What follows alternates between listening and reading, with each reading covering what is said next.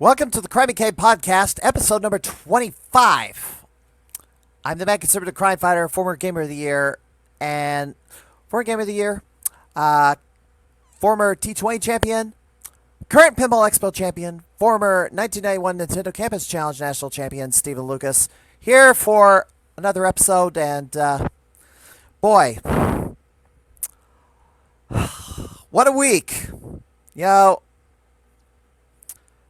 I took a 5-day vacation, and that's rare. 5 days off. And that, I hadn't taken large amounts of time off 6 in a row for a reason. Was what used to be at ISP, the troopers always needed help, and I kind of was afraid to take a lot of time off just because, just like onesies or twosies, just because, there's always public safety. State troopers always need help. Their equipment doesn't always stay up all the time. So I kind of felt the need that I needed to be around to fix the computers that go into cars. But now that I'm working for a different position in IT, I'm like on the help desk, answering calls on the phone or making calls on the phone all the time, going to help people that the computers are having issues, like this software program stops working, or, email won't download, or, or maybe you got a blue screen. But my team is got about 10 people on my team, and the work is divided up, and the ticket count is a lot lower than it used to be. Certainly, during the CrowdStrike mess, there was a lot of tickets we had to go and call a lot of people and then run system restore, give them the BitLocker key to fix the problem they were having. So it was a fun time, but things have slowed down as we're in the last almost to the end of the summer break. Now, technically, summer's only halfway over. We got one more month of summer, because the first day of fall is September 22nd. So we got a lot of summer to go. But, school starts in late August. If you're one of the unlucky kids that go to year-round school, well, you didn't get much summer. You only got a couple-week break at most. As we have a little girl crashing the stream in the background. Well, oh look, Parafest 94. This is one of the tournaments I did not win. Ugh. But I got one of those rare hats that I've kept for years. I just know hat wearer. But anyway. So what was the week that was? Been a lot going on, and so let's get through this, because I got a guest this week. Larry Brockie is going to join me a little bit later in the program, but I've got a lot of notes to go through, and I kind of felt the need to pre-record some of this stuff, because, I only get, on a live broadcast, I only get one shot at it. And, some things need to be perfect. So I decided, I've written down all the stuff, all the points I want to cover, and so I'm recording part of this podcast, and this is the portion you're watching right now. Obviously, I'm a little freed up to type messages in the chat and answer feedback. But you know what? Oh, let's get started.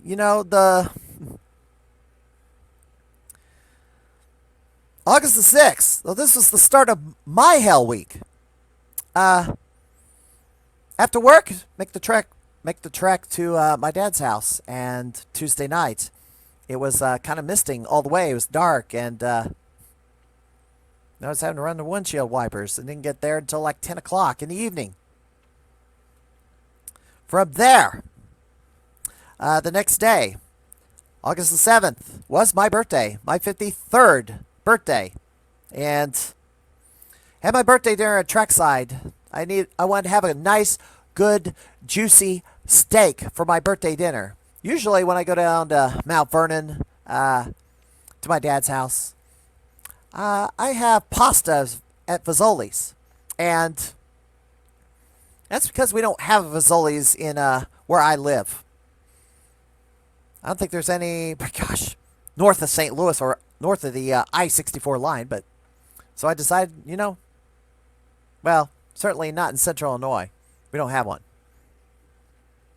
We have to sell for Olive Garden. But I had my birthday dinner.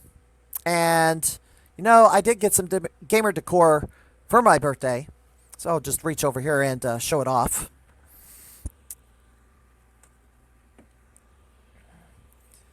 Hobby Lobby. They gave me my dad gave me this. There were some other choices, but, I didn't buy everything that was out there. In case my dad got me particular items. This is the other one I got. Yes, gamer. Where am I going to hang this? I'm not sure. I'm at the end of my cord. Anyway. That wasn't all I got. I got a sign that says, "Warning! May yell at video games." The same item that I gave to James White, Jimbo Slice, a few years ago for his birthday. Because it's real fitting for him. It was real fitting for him to get that signage because he yells at games a lot. Especially when things not going his way, he has an outburst. So now I have my own. And I had to find places to put these things.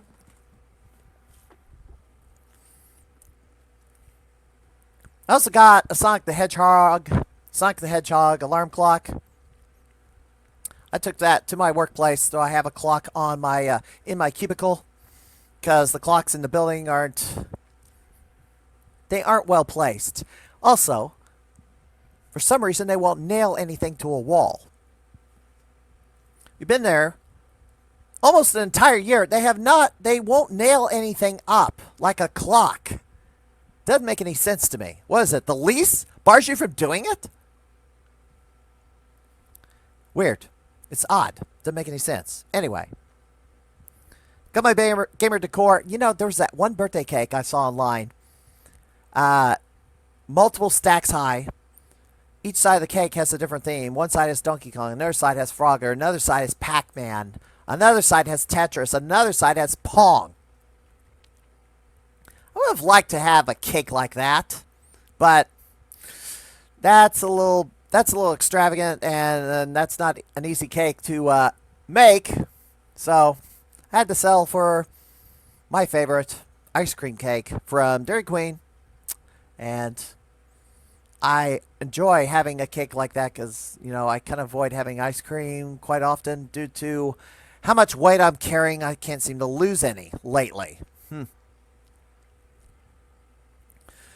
Well, after that, birthday dinner, opening the gifts, having a few glasses of wine. Was off to the races again. I had another assignment. I had to go down to Southern Illinois further. So I took the opportunity to pay a visit to my old college campus, Southern Illinois University, Carbondale. School year hadn't started yet, but, a little nostalgia.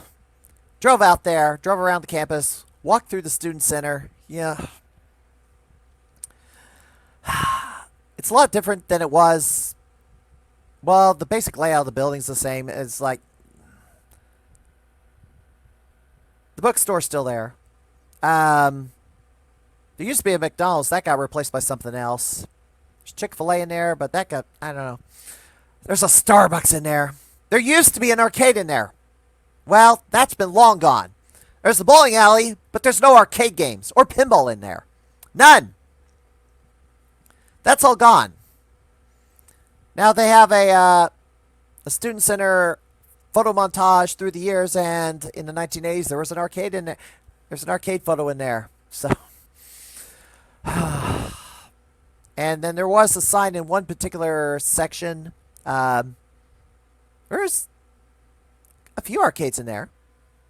The bowling alley had 2 rooms of arcade games. And then the far end of the building, there was another arcade The sign is still there, but now it says the Art Arcade. So they kept the sign, but they kept the neon sign, but it's now basically displays artwork. No video games anymore. Walked out the back of the student center, kind of walked through the forest area that crosses in between the different campus buildings. Saw deer. Saw mother and its 2 offspring walking through. Of course, they spotted me, but I didn't. Kind of stayed back and just watched them, chattered at them.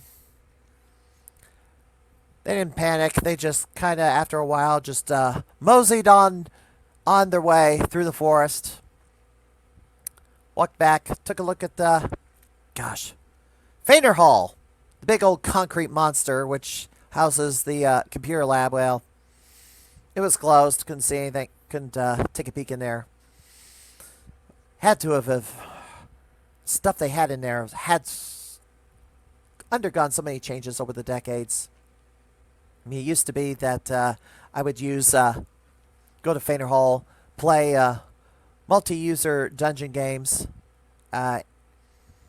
using was it a mainframe connection or terminal emulation. Play for hours. Those MUDs. Old technology, yes. Text adventure on the running on a mainframe device or a Linux, whichever. People do their homework in there and play video games on diskettes. Of course, viruses also spread like crazy. Yeah, and they were trying to stop software piracy as well, which that was a losing battle.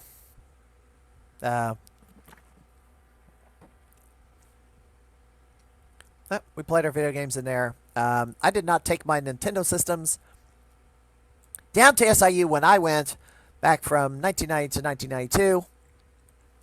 I won my Sega Genesis there. Obviously, I won my 91 Campus Challenge title there. But I kept my gaming stuff in back home in Jacksonville. Not that I didn't have access to gaming stuff, because I did. Obviously, the arcades. Yeah, there was multiple arcades around. Frontiers Arcade, which is long gone. There's another arcade in a laundromat down past the strip. That's long gone. It's just a laundromat. Frontiers got replaced by something else. I'm not sure what it got replaced with, but it's not a laundromat and not an arcade. I think it might be a diner. I'm not sure. Anyway. Campus brought back some memories. I didn't have a lot of time because I had a gig. Had to head over to the Williamson County Fair and had to film another wrestling event. Now, the Williamson County Fair, unbelievably, in Marion, Illinois. So, the Marion-Carbondale corridor has tons of businesses. All that area has been built up since my time on campus. The mall, the Illinois Center Mall, opened about the time that I was down there. But unfortunately, that mall did not last. That mall's gone. It's now being used for other purposes. There's like an RV park right now. Not an RV park, an RV dealer in a large chunk of that building. University Mall still exists, but a lot of chain stores are gone. I couldn't tell you what chain stores are in there still, but it's a shell of what it used to be back 30 years ago. Malls are just not. People just don't want to go to malls anymore. People want to get it. People go to strip malls, get what they want, and then get the heck out of there. And congregating teenagers always seem to be a problem. White Oaks Mall, which is still going strong, but congregating teenagers have been a problem. They've gotten into fights. There's been an occasion months ago where there's multiple teenage brawls happening in there. So it's unfortunate because now thankfully it didn't happen within Malibu Jacks. It was in Center Court. But regardless, That was not good. That's why people don't want to go to the malls anymore. It's because those doggone kids, immature little kids. Cats are running around, active as usual. Yeah, I expect Cody and Angel's already kind of made a cameo on the stream, but I expect Cody to crash it at any time. Well, they left the room anyway. Williamson. It was my surprise that the Williamson County Fair was just small. For a county that is right off of I-57, all that traffic coming from Carbondale, that fair's not very big. There's some rides in there, but it just didn't have much to it. The grandstand looked a little weak. The track doesn't even go around the whole daggum. Doesn't even have a loop in it. Well, Pro Wrestling Epic had a festival show there, and there he is. I told you he was going to crash the stream. Of course, why wouldn't he? That little snot. Yeah, these guys clung to me when I got home. Anyway. Epic. Yes, wrestling show. The crowd wasn't all that big. It was on a Wednesday night. On my birthday. No less. We got a nice little fair treat. I actually picked up something, and geez, I should have brought it in here. I wonder if I can pause the stream. I can't. I'll show you. I'll just put a screenshot over top at the appropriate time, because there's no pause mode on this. I wish, but anyway. Continuing on, yes, got a nice little Pac-Man glass that's from back in the 80s. Nice little extra item to go with all the other gaming stuff I got. Well, Thursday the 8th, long drive back. Drove home, noon hour. Then it was just preparations for the trip up to Brookfield for T20. Got a night's sleep. Had stuff kind of ready to go, ready to get in the car and start traveling. And so Friday the 9th. Got up about 8 o'clock, 8:30. Ate breakfast, got in the car, started driving up. Kind of expected to have traffic problems. Didn't really have much, but there's a lot of construction zones. As always. Got up there about, I don't know, 1:30, 2 o'clock. Had a little time to kill. I kind of walked around to see if they pulled any games off the floor for the arcade tournament. I was told no, there was no games pulled off the floor.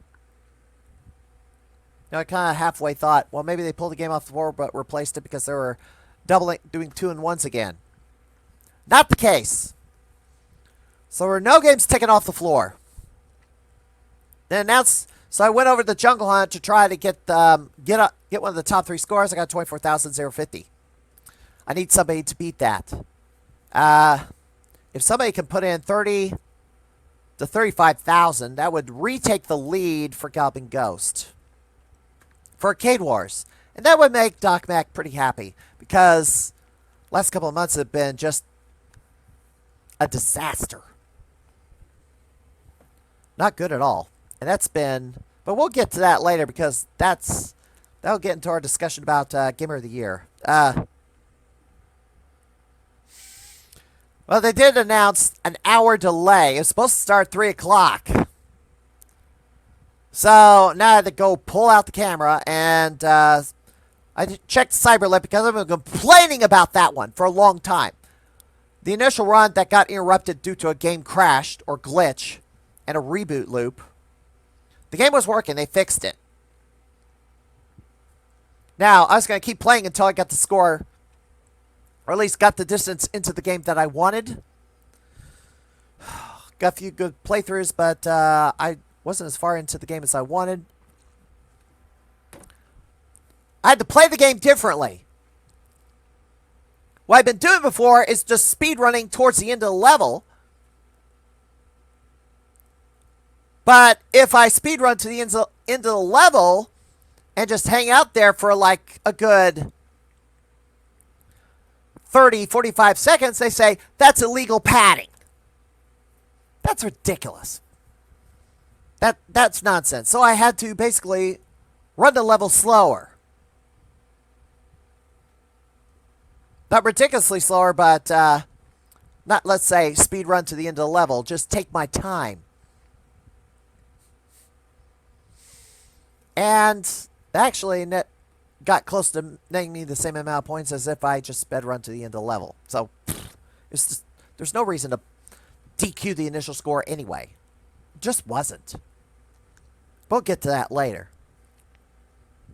And I had problems playing Cyberlip because I'm playing in a few weeks. So I was rusty and then kept having to restart because I was like losing a man early. And I was not happy with that. I was trying to get, 5 levels into this thing where I've done it at home. I haven't been able to go up to the diagonal scoring level, but I just keep being cheap hit, cheap death, cheap death, cheap death. But, you know what? I did get it. So the score is 166,000 right now, but I'll be back on it again next time around. Be nice if I could 1cc it. The world record is like 380,000. Of course, that also depends on getting all the trap levels and clearing out all the final bosses in the last on the boss rush stage. Anyway. Hour late start. Finally walk over to Productions building and Doc Mac, before he opens the doors, introduces all the games in a live stream, announces there's no side tournament.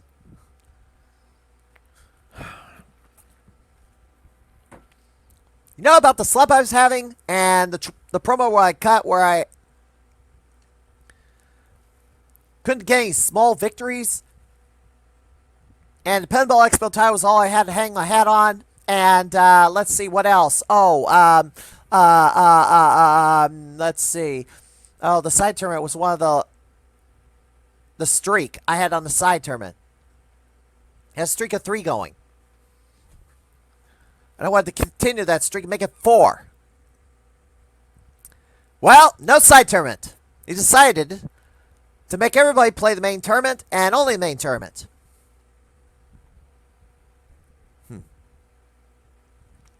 So, you know, an opportunity cut for maybe somebody who couldn't compete with Zurst to have their moment in the sun on a special themed tournament. That didn't happen. You had to place in the top 3 in the main tournament, and that's it. That's the only opportunity you got. Which, not easy to do. And, you know, the first T20 I played in was a 4-day tournament instead of 3. And they've been cutting hours. They've been cutting the hours to this tournament down. It's down to 21 hours. I don't know if they even got, I think we had, because they subtracted an hour. Well, I guess they still got to 21. The first day was 6 hours. Second day was 10 hours.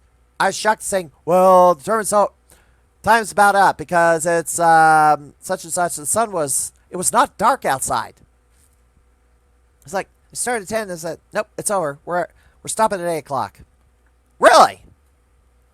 I wasn't ready to stop. You know, I was still trying to grind. Sunday we had 5 hours. Now it seemed that I was able to improve my scores on Sunday as opposed to Saturday. Like major improvements, but it was too little, too late. You know, I may have to, somebody may have to, I don't know, pull an all-nighter to practice all these games. They got to download these.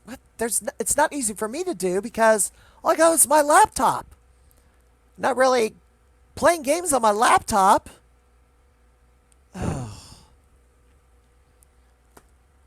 So regardless, they put 21 new games on the floor. 21. Impressive. They outdid the number of games they did last year. And, you know, the games they put out on the floor, I mean, I'll throw this up on the screen.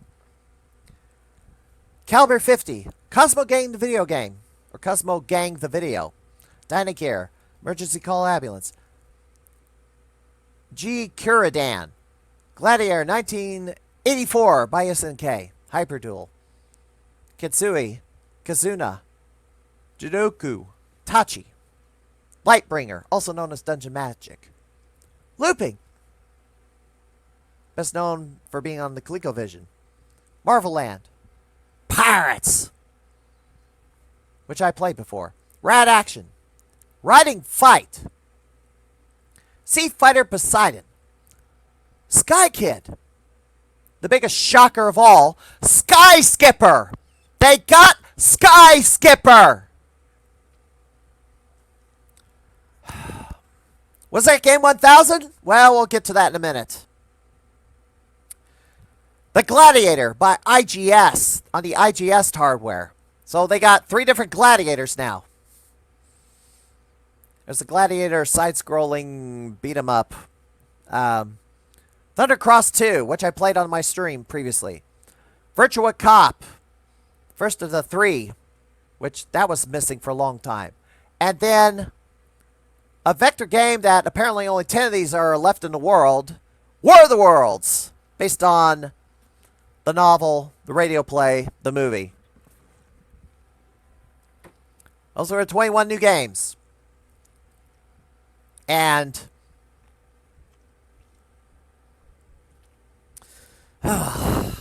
yeah. Managed to play all 21 games on day 1. 3 of the games had issues. War of the Worlds was not working. Cal 50 was not working. Pirates had issues as well. The game was glitching like crazy. Actually, I didn't qualify to all 21. I couldn't play a couple of them because they were at commission. So I had to do it Saturday. There was 10 hours of playtime on Saturday. There was a bit of trash talking. I don't know. No. It is a big advantage to for people who play random games all the time. I'm just at a big disadvantage. Oh, yes. Who entered the tournament? Only 17 people entered the tournament this year, and I'm going to pull up their names, and part of the problem is, yeah. Let me get this up, because, jeez, I had a hard time finding this stuff. Anyway. Oh my goodness. Well, 17 people entered the tournament this year, but part of the problem is several of the key former Gamers of the Year, about 6 of the Gamers of the Year, did not enter. Matt Rocco, of course, is pretty much retired from the arcade gaming scene, so that's no surprise. James White sat out. No surprise there either, because he says he just can't mentally handle T20 anymore. Matt Walters, not there. He had other things to do, and so he was not there either. Let's see, who else was not there? Chris Plackey sat out. He was in the building, but he chose not to enter the tournament this year. Why? I don't know. Pete Hahn, 2-time Gamer of the Year. Would like to see him enter T20. He chose to set out again, and his reason was he was afraid he was going to be, I guess, suffered an embarrassing loss or something. It's like, ugh. Why? You've never entered T20 before. How do you know you got to do poorly? Give it a shot. I mean, we need the caliber of player that Pete Hahn is sitting out T20. And by the way, years ago, yeah, he couldn't enter T20 because he was a Galpin Ghost employee. So he'd be a referee taking in the scores. But he has not been an employee of Galpin Ghost Arcade the last couple of years because he now works for NetherRealm Studios as a game tester, testing Mortal Kombat. And by the way, I'd like to get him on this podcast at some point to ask him about the feedback on Mortal Kombat 1 and apparently the additions of Cyrex and Sector, the changes from cyborg to female in these, I guess, cybernetic suits. I think they're still fully human. They've just not been converted to cyborgs like Frost was in MK11.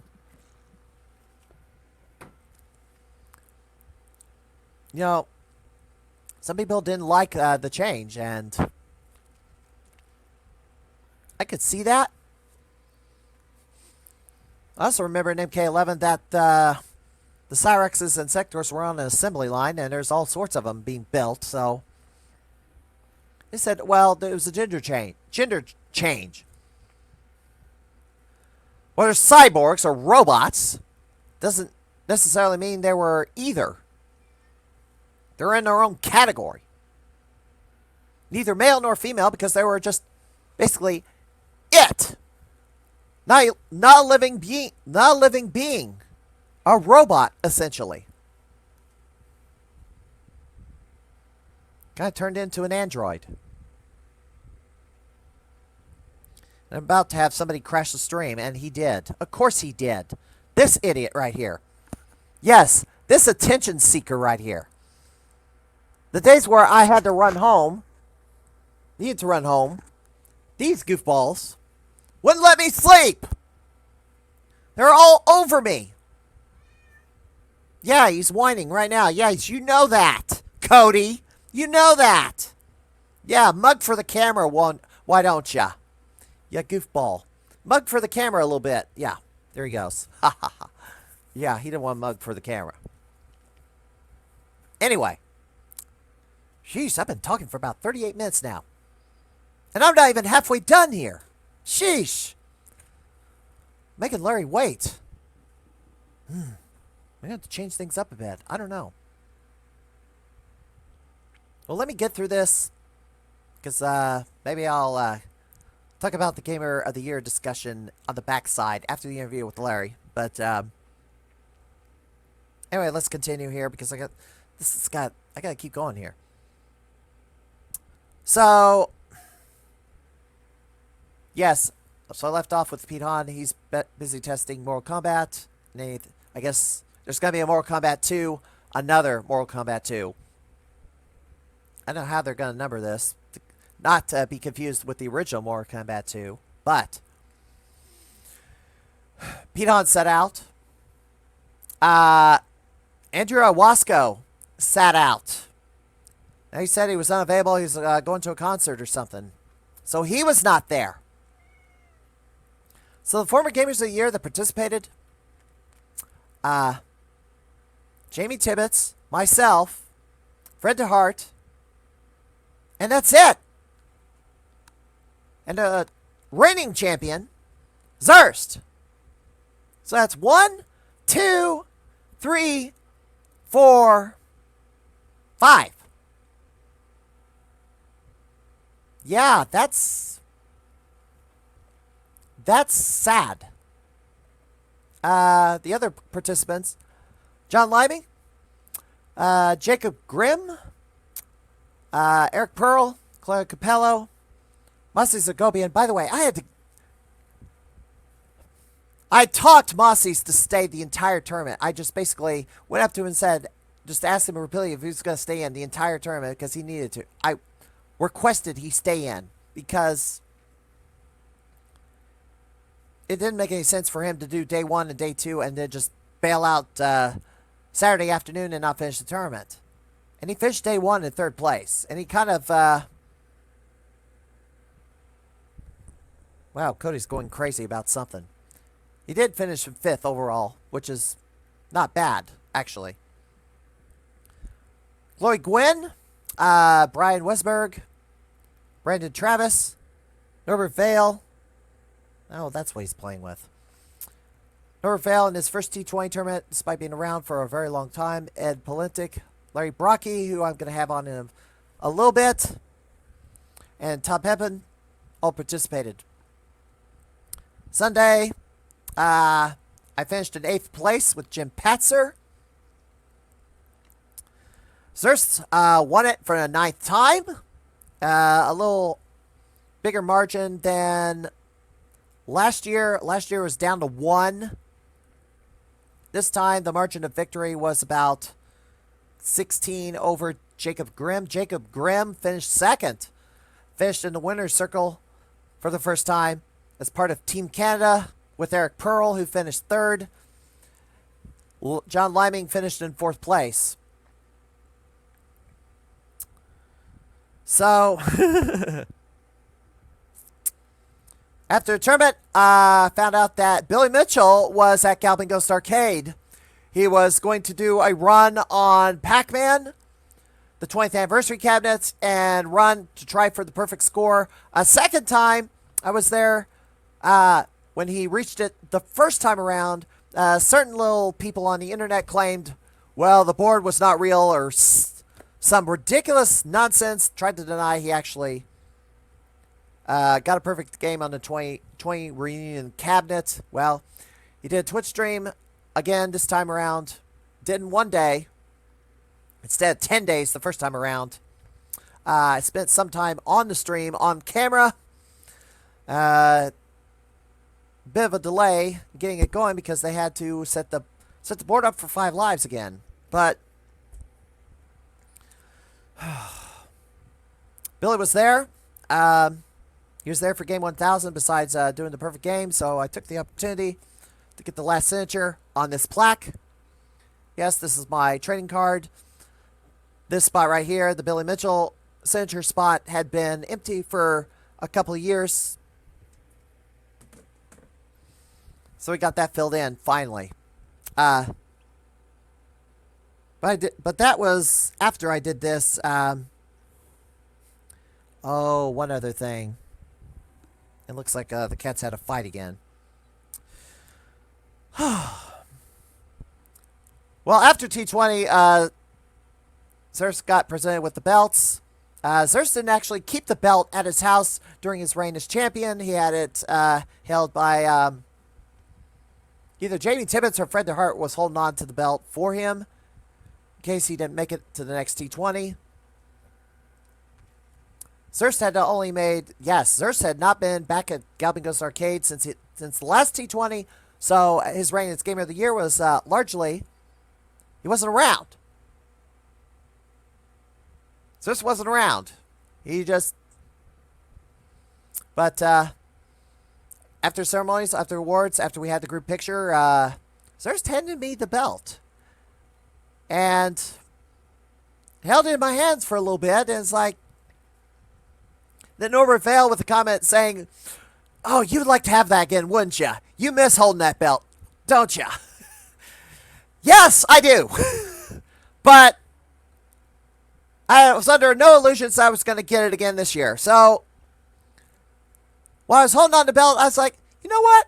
Let's take this around, have all the other gamers that were there, the ones that have never won the title before, touch the belt. Kind of like the Heisman Trophy, being led through and all the players touch it. Not the Heisman, the Super Bowl trophy. Or the Stanley Cup, whichever. Have all the players touch it, handle it a little bit. And handed the belt back to Zerst, but he said he didn't think there's no way he was holding this belt again. So, after visiting with Billy Mitchell for a little bit before going home, but yes, I had to hightail it back home. Because I had to care for the cats. Well, yes, because this one over here, This one over here, she's on anti-thyroid medicine, aren't you? Need to open another can, feed you a little bit. Because you won't come out for mom and take your medicine. Because you're a chicken. Anyway. You know what? I'm going to stay over here. I'm going to lean back over here. All right. Let her get some time in front of the camera. Because, yeah, let her mug for the camera. Yeah, she doesn't care. She's 17 years old. 17 years old, no longer a kitten. My grandmother's cat. And she's living out her years at my house. Having outlived her playmates. The dachshunds. Anyway. Rode back for the night. Left. Got home at, gosh, 9 o'clock. Yeah. Obviously, I had to fetch some stuff. Obviously, I took the opportunity because I didn't know Billy Mitchell was coming. So, pulled this off the wall and brought it with me. So, I could get that slot signed. Got to the arcade. Got back to the arcade. Good grief. Yeah, 200 miles down Sunday night and another 200 miles back Monday morning. I must be crazy. Why didn't I stay all 5 days? Obviously, because of her. She needed me. Didn't you? You didn't let me sleep either. You're all over me, pawing my face. 5 a.m. in the morning, turkey. You know, I'm probably going to play this at 1.25 just so I get through this a little quicker. And, so back at the arcade and playing games again. And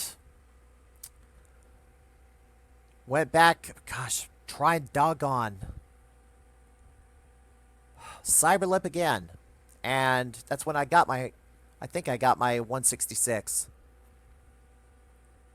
No, I had to have gotten it. Yeah, I got it Saturday night. I had to have gotten it Saturday night. Either way. Tommy looked at the score. Tommy looked at the run and said he was fine with it. So, it's in arcade now. So, it's the house high is mine. The house high is mine. Anyway, getting close to 5 o'clock. JP Pitts was doing the pregame and the live reaction stream. Get over there. There's a huge crowd crammed in there at the front of the arcade. Well, an announcement comes down and says the game is delayed. Oh, what? There's delay to start the stream. Delay. It's like an hour passes by. It's like, I'm going outside. Well, I went outside, and then I see Doc Mack running up the street and doing a little communications. It's the status. And it's like, Doc's outside. There must be a major problem with the game. But what game did they have that they're having problems with it now? And you know, I thought T20 won, that Game 1000 was in the room. Well, since they acquired Skyscipper, I felt it should have been that one. It should have been that one because of all the story. The extensive saga that getting this game in an arcade, or at least available for people to play on an arcade cabinet for arcade restoration, is a long and storied history spanning several years. There's only 14 original boards that were originally Skyscipper that were converted to Popeye when it failed on location test in Japan and the United States. Most people have only played Skyskipper on the Atari 2600. Parker Brothers got the rights. They made a game. They made Skyskipper for the 2600. Yes, advertising says it was a Nintendo game. It's like, this is a Nintendo game, but this is the only thing it's on. Interesting. So they had a Skyskipper cabinet. I don't know where they got it, who they got it from. That story yet to be told. Well, so we're standing outside, and I'm like participating in the streams and stuff, and it's like waiting. I was incorrect. JP was not streaming at the moment. Anyway, that was the next day. I finally see the arcade game being wheeled down the street. It's not Skyskipper. I know, because the cabinet's blue and this was black. Looking at the shape of the top of the cabinet, I was starting to think, they got Time Gal. Maybe. Because those Dragon Slayer marquee, Space Ace, the marquee has a distinctive shape, and this one had a distinctive shape. So, it was not going to be Skyskipper. It was not going to be War of the Worlds. It was going to be War of the Worlds? No. Can't be. I wouldn't have picked War of the Worlds for Game 1000. So, they got in the building. They had to bring it through the door with the R360 and then sneak it through Canton. They had a tarp up, printed tarp that said Game 1000, and Doc was in front, starting to talk about the game, or talk about the trek to Game 1000. Finally, the game was in place. They pulled down the banner because we ended up 2 hours late. So the game unveil was 2 hours late. The festivities started 90 minutes late. Because it was 2 hours late, it was like, we're going to delay everything else. Let's get to the game. They pull it off. They make sure that the game is still running. They pull the tarp off, and it is Road Blaster, a.k.a. Road Avenger, from Data East, a Laserdisc game. Yeah, I kind of recall they did have a Road Blaster cabinet long ago, or they had a cabinet with the artwork on the side. Not the same one, but it was years ago. Doc decided this was the game that he needed to put on the arcade floor as Game 1000, a Laserdisc game, and I can see why they're having technical difficulties getting that thing up and going for the unveil for Game 1000. So, yeah, they had the cab for years, but not necessarily a big fan of Laserdisc games, and this just wasn't a big fan of this, but, you know, any Laserdisc game that you can get that's playable, go for it. It's great. Put that Laserdisc game on the floor, and people were playing it. Now it's going to be because there's so many people in the room, and this guy's going to crash the stream again. Of course he is. You want up here? Get up here. You got mugged for the camera. Come on.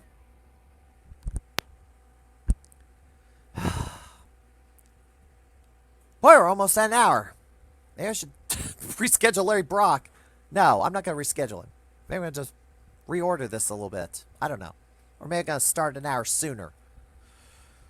So I'm not going to keep him waiting that long. Maybe I'll just go 3 hours this time.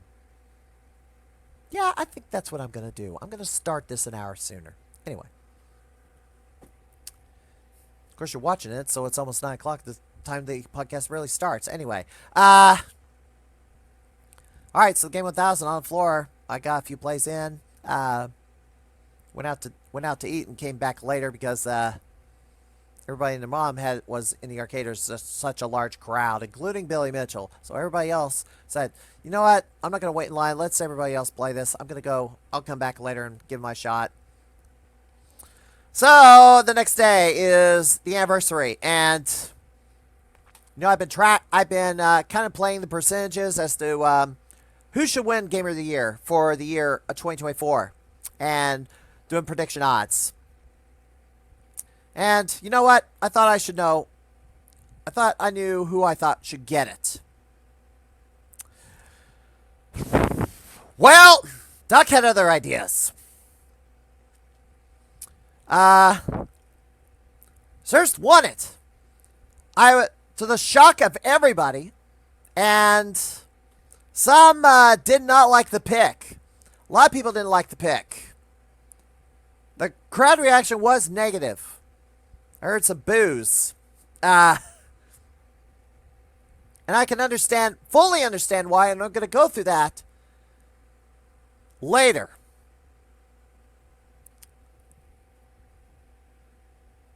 There was questions like, did anybody pick Zurst to win the Gamer of the Year twice in a row? Because I would have thought Andrew would have done it first, back to back. Or have it 3 times. Believe it or not, Cleo Capel predicted it. Unbelievably predicted it. I don't know how. I didn't have Zurst on my radar. I had whoever would beat Zurst at T20, winning Gamer of the Year. Not Zurst winning T20, because, and I'll get into this later, but it was a controversial pick, and, for somebody to win Gamer of the Year a second time, you have to go above and beyond what you did in your first reign to get it the second time.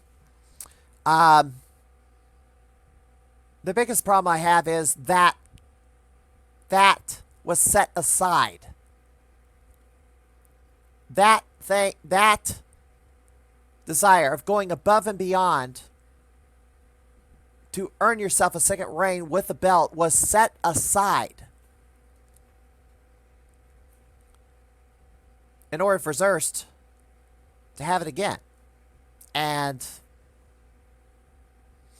didn't even have Zurst winning this at all.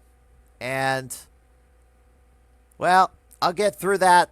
I'll get through all the reasons why Zurst winning it a second time back-to-back does not meet a level of verisimilitude. But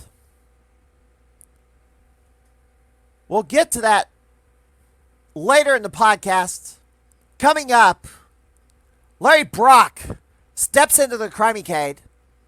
After this break, you're watching and listening to the Crimeycade podcast.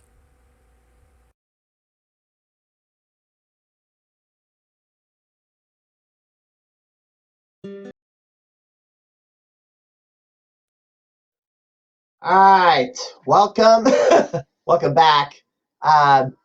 Well, we got to kill a little bit of time since Larry Brock is still making his way down. So I'm going to pull this up a second. Well, I sent a link to JP Pitts, but yet can't make it in here at the moment. I don't know why, but maybe it's at work. I gotta make sure I got audio. There we go. We got audio. Hearthstone has a 5 versus 3 team tournament this weekend. How does this work? From the few notes I see here, it says it's going to be a player versus player round robin match. Team Bloody Wars is going to have 5 players, but Team PSNF from Evo has only 3. 3! That's going to be a little bit, that's going to be a little tricky there. So I got a round robin. I guess they're going to have the 3 players play all 3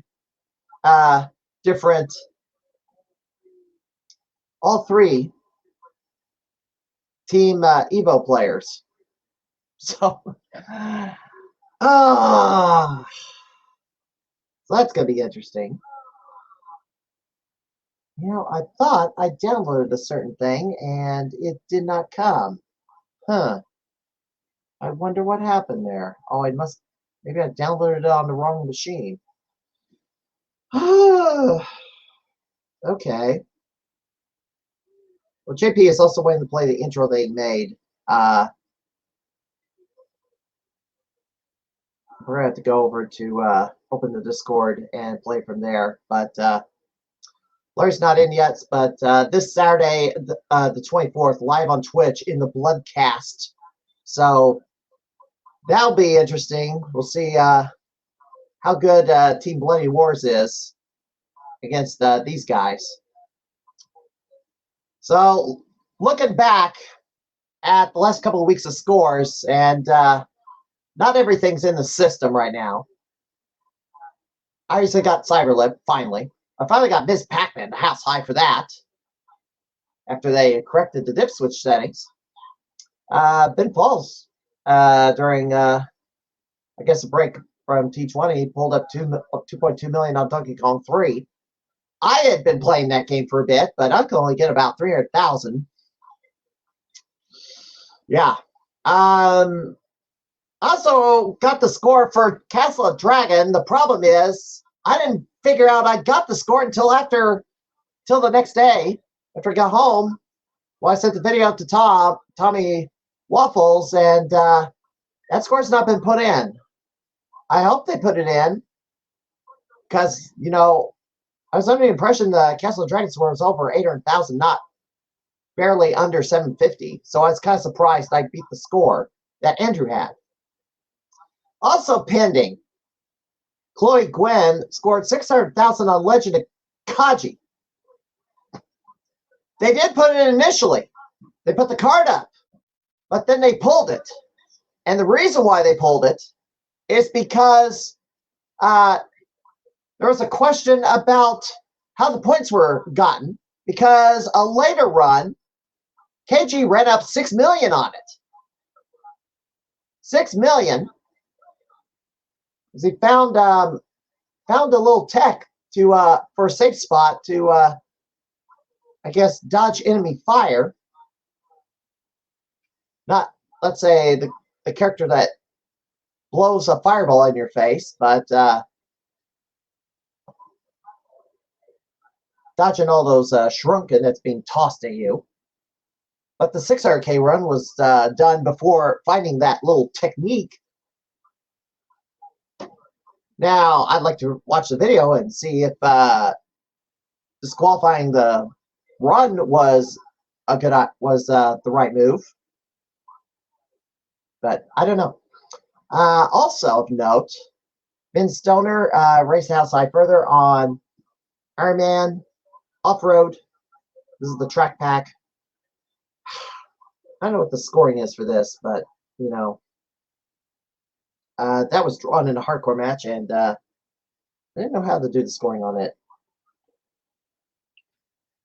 Further on, Mussies also took the house high on Battlezone 2. Now, this is a hack of the original Battlezone where they made additions to the game. Enhancements, power-ups, new enemies. 153,000. Mussies is battling for the Top Dog tournament, summer long. As I see Larry Brockie has just arrived, so we'll bring him in a moment. Stand by, Larry. Also, note, Chloe Gwynn got the new house high for Screw Loose. That is a prototype, 131,000.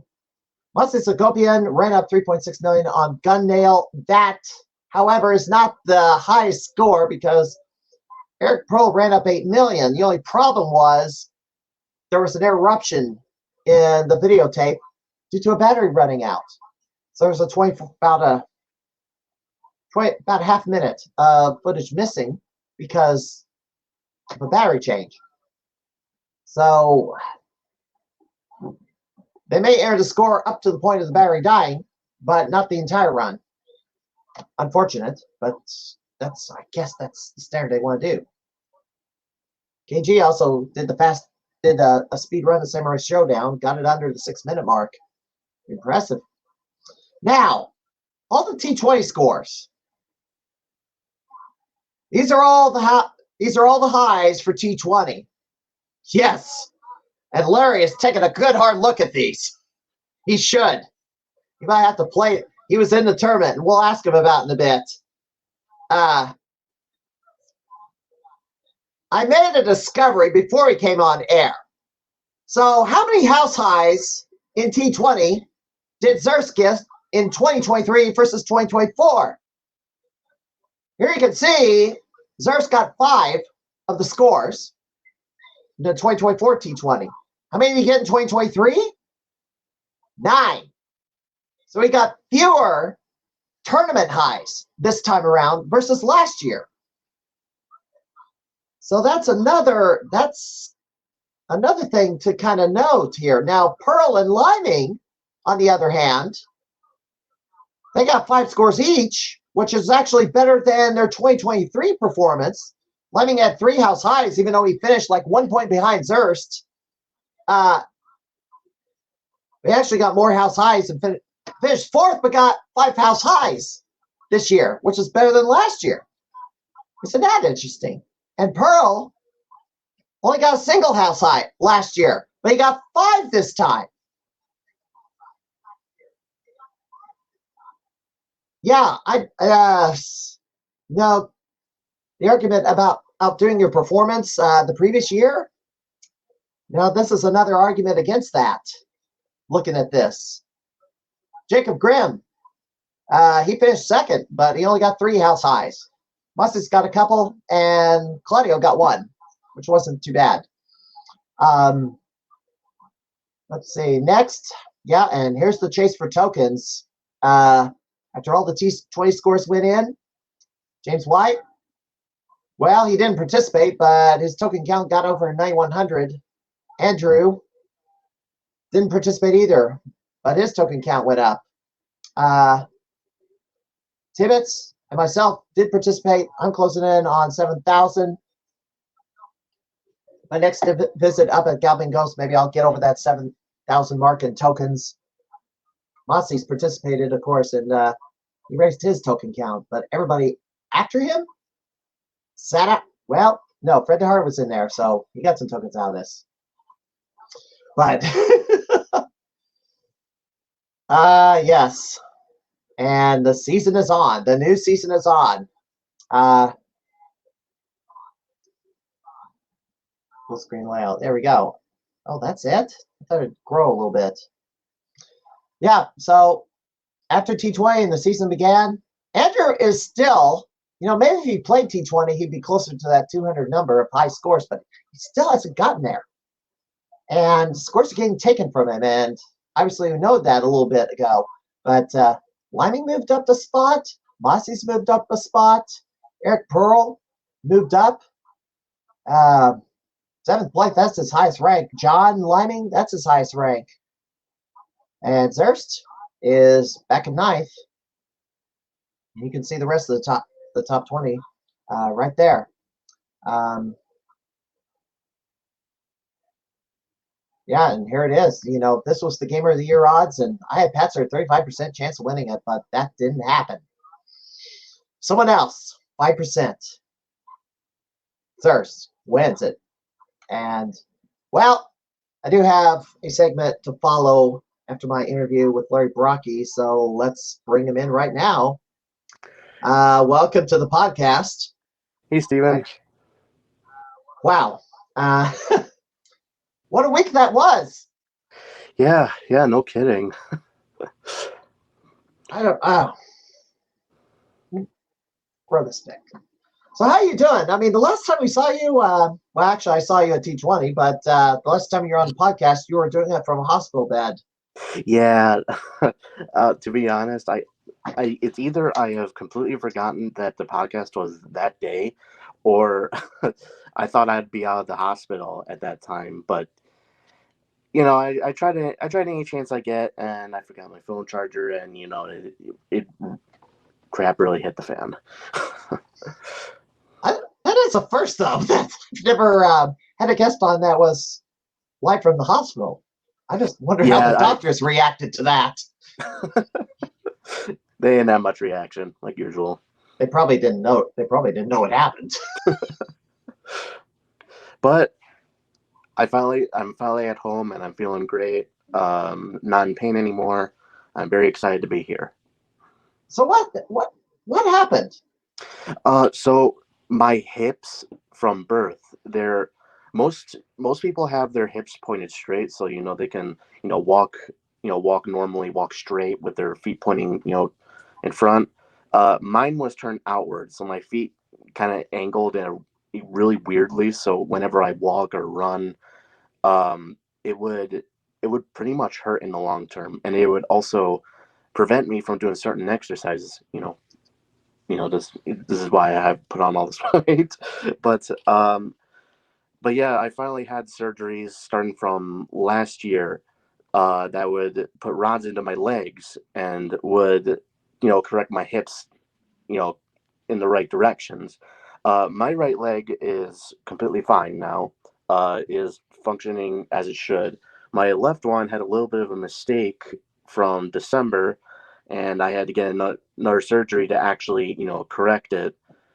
So now that it's over with, it's feeling a whole lot better, even under a month, which is surprising. Normally it takes a lot longer for it to heal, but yeah, it's a lot better now. You're able to move around and without any difficulty.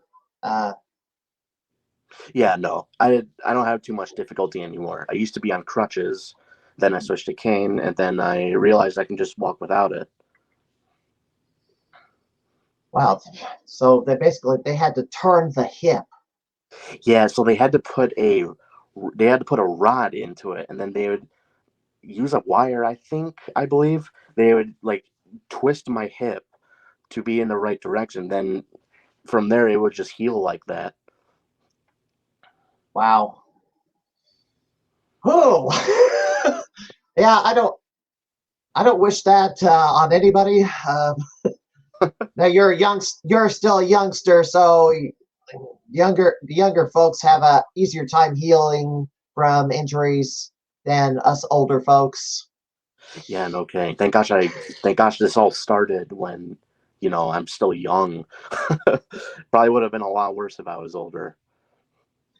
All right. Well, let's go back to the beginning, I guess. You got into gaming. What was the hook? What was the first game you played, and what hooked you? Oh man, that is a good question. So when I was really young, I know one of my first systems that I think I have gotten my hands onto was the Nintendo 64, was Super Mario 64. So most kids my age would have been like, oh, I grew up with a GameCube or a Wii, and they'd be growing up with Super Mario Sunshine or Super Mario Galaxy or Wii Sports, stuff like that. But my parents, I was lucky enough that my parents took interest in Super Mario 64. They saw it at Toys R Us, and they bought that, and they brought it home. They played a whole bunch of that, and then they bought a whole bunch of other games. And when as far as I can remember, that was probably my first game was Super Mario 64. And then along with that, I also have fond memories of playing Namco Museum 64. So that's how I got my first exposure to arcade games in general. So what year was that? That was like that had to be in like the late 2000s. Like When you I'd got say the like N64? oh no, the Nintendo 64, that was around 96. Okay. And the first time I played it, I was born in 2001. So the first I played it was around like the mid 2000s, and yeah, I just had a whole lot of fun with it at that time. So you're born in the 21st century. Yeah. I still like to say I'm a proud child of the 80s. Right when the gaming scene started up, born the same year that Pong was released, and I didn't miss anything. Now, the current generation of consoles, I haven't taken much interest in, but Which I can't blame you. I mean, speaking from somebody who is, young in that generation of gaming, you're not missing too much. with all the advances of technology, you'd think the games would be, I guess they put all their effort in making them look as pretty as possible, but didn't make the gameplay any better. Yeah, that's a very common thing in video games nowadays. They focus too much on graphics. The gameplay is what makes them so much fun. Although Final Fantasy VII, the remake, has been extremely. Now, if I had time to play that, Yeah, I watch other people play it. I don't have time to play that. Oh yeah, the remake. Before the remake was even released in like 2014 or 15 or so. I did actually went like, you know what, screw it. I have a PlayStation 4 on hand. Let's get Final Fantasy 7 and just start playing it. It was actually a pretty fun game. I actually really like RPGs a lot, but it's really long. It's really long, a lot of stories. It doesn't look boring to me at all. It looks, if you can either play it or watch others play it. Yeah. If you're watching people play it, I mean, I'm not getting bored watching other people play it. I'm just not playing it. But, some of the time these I guess, interactive movie type games, which I guess you could call it that in some way. Yeah, it's more entertaining than basically what Hollywood's been putting out lately, for the most part. Yeah, it's funny enough, actually. The reason why I was a little late, I don't know how late I was, but I actually just came back from watching a movie with a friend, actually, and it took a little longer than usual, so I was a little worried, like, oh no, I'm going to be late. But hopefully I wasn't too late to the No, podcast. I recorded an hour of commentary, and I actually sped it up by about 15% to get through it. And then had a break, actually ran commercials, because, I get streaming revenue off Twitch, supposedly. Well, Which is I mean, good. I got bits. I got all the kibbles and bits I wanted. So that's good. That's more than I've gotten on the other streaming services. I had material to go through, and that slideshow, a question of when would I get to it? Well, I got to it a little sooner than I expected. I did invite somebody on the stream to talk about Bloody Wars, but I guess he wasn't available. Somebody did ask, how old are you? 23, I assume. Yeah, 23. 23. So, let's see. You played Mario 64. You played the arcade games on Now Coming to the Museum, and oh boy. Yep, I knew he was going to come in here. Kitty? Oh, this idiot. Yeah, a catastrophe. Catastrophe. This guy's a catastrophe. Mr. Honorary. I got to move the keyboard out of the way before he climbs on it. Don't worry. Sometimes my cat does the same thing. He's going to sit. Yeah. Center of attention he wants to be. And he wrecks things. And he bites, too. Oh, jeez. Mr. Honorary. Anyway. Played Namco Museum. What was the first classic arcade game that you really got into? Funny enough, it was Galaga. Something about it was super fun, just seeing all the enemies just flying around, and there's so many ways to score points, and I remember like one of my first quote unquote milestones was hitting 100,000 points in that game. And I was telling my cousin like, "Oh, check this out! I scored 100,000 points." They're like, "Yeah, cool." So that was kind of when I realized that I had a lot of dopamine just from seeing my score just go higher. Now you had third place on Galaga, 2.5 million on a 5-ship limit. Yeah, I guess one day I was just at the arcade with my dad and my sister, And, I decided to just play a game of Galaga, after the whole World Championship craze was going on. I was practicing like crazy during that. I was even surprised. I was honestly surprised I even made it in the pre-qualifiers, but, some complications came up and, I wasn't able to go. But, one day I just went to the arcade and I just, started playing that and, applied all my technique, and I didn't even realize I was doing so well at that game. So, you know, I just got a really good run going, and it just kept going and going. Now they have the 20th anniversary edition out there. They, boy, the cat's looking in my face, and I'm afraid he's going to do something stupid in a second. They have a 20th anniversary cabinet. You can do fast bullets, or you can do regular traditional settings with Galaga. That is not a 5-ship limit, but you can go as long as you want to go, as long as you have lives left. Funny you Have you mentioned that. tried? Considered going after the scores on those. Funny you mentioned that. I think I'd say probably my most, vanilla experience, like just playing Marathon in general, was actually when those big name arcades, like what the hell is it called? Dave and Buster's and GameWorks and stuff like that. They have like Yeah. this really big LED Pac-Man game. World's biggest Pac-Man. Yep, that one.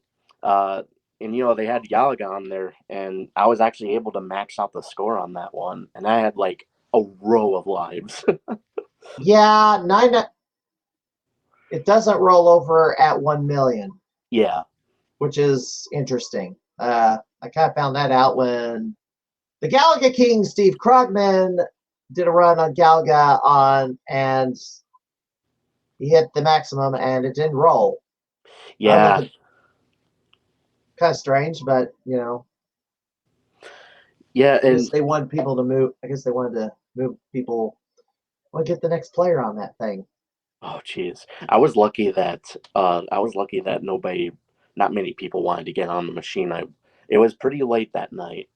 Yeah. So if I did it like anywhere at noon, some people were going to be like, "Hey, can I play?" And I'll be like, dang, I'm still in the game." Well, they probably stop and watch you because they see how high your score is and how many ships you got. So it's like, oh, this guy's a master. Yeah. I mean, hell, if I saw somebody, doing that, I wouldn't even, interrupt them. That just seeing other people being really good at the game, why would I interrupt them? Right. It's an amazing feat to have. And you do have the house high on Galaga 3. Wow, that game is so. Funny enough, my first exposure to that game wasn't even in the arcade. It was actually another Namco Museum title for the Nintendo Wii. Yeah. Obviously, I did really badly, and I had to use the Wiimote and nunchuck to play the game, so it was super Ugh. hard. But I had a big interest in playing that game again when I saw it at Galloping Ghost, when that was paired with Galaga 88 at the time, Right. and I was like, sorry, excuse me. Yeah, they broke it up into two separate cabinets because it kind of was an odd couple because the graphic is a 16-bit game paired with an 8-bit game. Yeah, that was a really interesting case. The fact that Right. they even got it together was really interesting, though. But yeah, I was like, man, I was still in high school when I even got that house high. Uh, yeah, I just got really into that game, and I just love how crazy it is. That was back in, let's see, what was the date on that one? Oh, it was May 27th, 2019, 5 years ago. Wow, that must have been when I was still in high school, like just barely still in high school. I was gonna graduate that year. And yeah, my first actual house high for that game dates back to like 2018-17, which was like the first years I was starting to like really start going to the arcade was when I was, Sorry, I'm in a loss of words, but Take uh, your time. It's pretty laid back here. I know I like to rant and stuff, but I'm not the best interviewer either. yeah, I mean, honestly, it's nice that it's a really chill environment here. But yeah, so yeah, that was when I was really like getting into going to the arcade, and my dad really enjoyed going over there, and whenever he told me that, hey, you want to go to the arcade, I was like, yeah, sure. And so I throughout all these years, like I started going to the arcade when I was in sophomore year, which is like 2016. So I'm getting really close to being being at that just visiting at that arcade for like 10 years, which is crazy. We're at number 8, I believe. So yeah, 8 years I've been to the arcade. And yeah, that was one of the first arcade games that I was like really into getting a house high for. That game was Galaga 3. One other game you had the house high for, and I can't get past Frankenstein. That would be arm wrestling. Oh my gosh, I have a lot to say about that game. So, Oh, let's hear it. what's really funny is that I saw that game in Monday Mystery. I didn't play it as much, but then that same year it was in T20, and I was like, wow, I guess it's one of the games I have to compete in it anyway. So it was surprisingly really difficult to know a lot about that game, because there's not a whole lot of info you can go off the internet for. And Right. I don't know if you've ever been to this website called GameFAQ.com. Like that was Oh, of probably course. I think that it's not even I think that it's still website there. had a guide for that game. And so my only source of actually getting info for that game was through a tool assisted speed run of that game. Hmm. And I would go frame by frame figuring out like how do I even get past this segment. And obviously at the time at T20, somebody else beat me on that one. I think my highest was like around 100K. But like ever since then, I was like, that was my next game to conquer. Was that next game was arm wrestling, and the world record for that game has been beaten since like I think '85. So the more I started getting good at that game, the more I started to realize that's my next game. That's the next game I'm gonna try and go for a really high score on. And I think either last year or the year before that, 2022 or 23, was when I finally struck gold and finally beat that world record. Did you once see it? Sorry, come again? Did you once see the game? Win all 20 matches? Because the game ends Oh, after. yeah. You know what? I Every time I get a really good at that. Funny enough, I didn't even beat the game. I was at the last fight of the game. I'm very convinced that particular fight in the game is like frame perfect.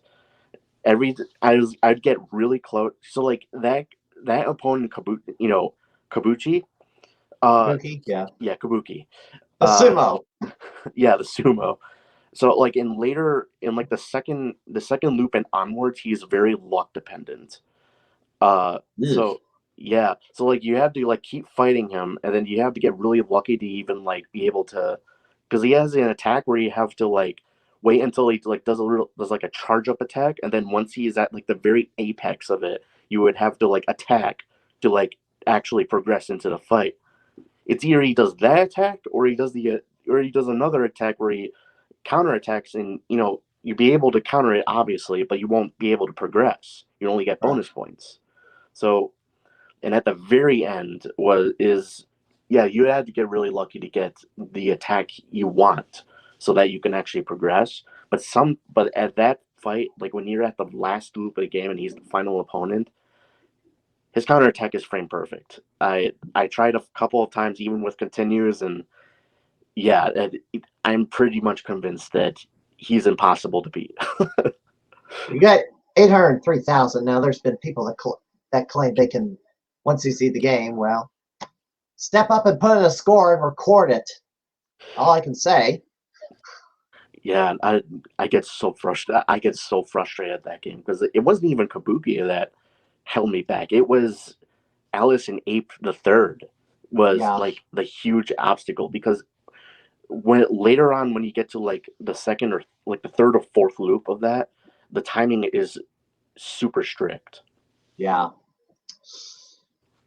Bold Bull always gives me a hard time. Oh yeah, Dodging that dadgum headbutt. Yeah. Well, Sorry, see. my finger keeps getting in the way. I don't want to. You're holding up the phone. I think you should be able to prop it up against something. No, it's fine. It's fine. I can hold it. My phone is. I would have been able to prop it up, and my phone's charging because I didn't think my phone would be dying again. But I got it on a charger now, so we're all good. Okay. How did you find Galby Ghost, or how did you hear about its existence? So Galloping Ghost, I around 2016, and at that around that time I was like really huge into fighting games, especially Street Fighter, and I always thought like, man, it would be cool to play one of these like live, like the actual arcade versions, instead of being stuck at home and you know playing with a controller, on my TV and such. Arcade sticks is like the way to go for Street Fighter. And I had a really good friend who was telling me that, oh yeah, I've been to the Galloping Ghost. And I was like, yeah, I was like, really, Galloping Ghost, and what do they have over there? And then he would tell me like there's a whole bunch of arcade games, and then he told me like there's like a whole line of Street Fighter games, that it wasn't just two or it wasn't just four. It was like all the Street Fighter games you can think of. I was like, wow, really? And this is in Brookfield, and I was, and he was like, yeah, this is literally all the games you can think of is over there. And I'm like, yeah, that's how I heard about it. And then one time I was coming home with my family from an amusement park, and I told my parents about it. I was like, yeah, we should go to this arcade. And when we went over there, everyone had fun, especially my dad. He had a whole lot of fun over there, especially when there was also when the pinball, like there wasn't a pinball place at the time. the Right. the pinball games were at the arcade, and he had so much fun playing the pinball. Yeah, they mixed them all together. Yeah. Let's see. You also, at some point, went after the 10X championship. I Yeah, don't remember what year that was. I think that's a good question. I think that was was it 2019?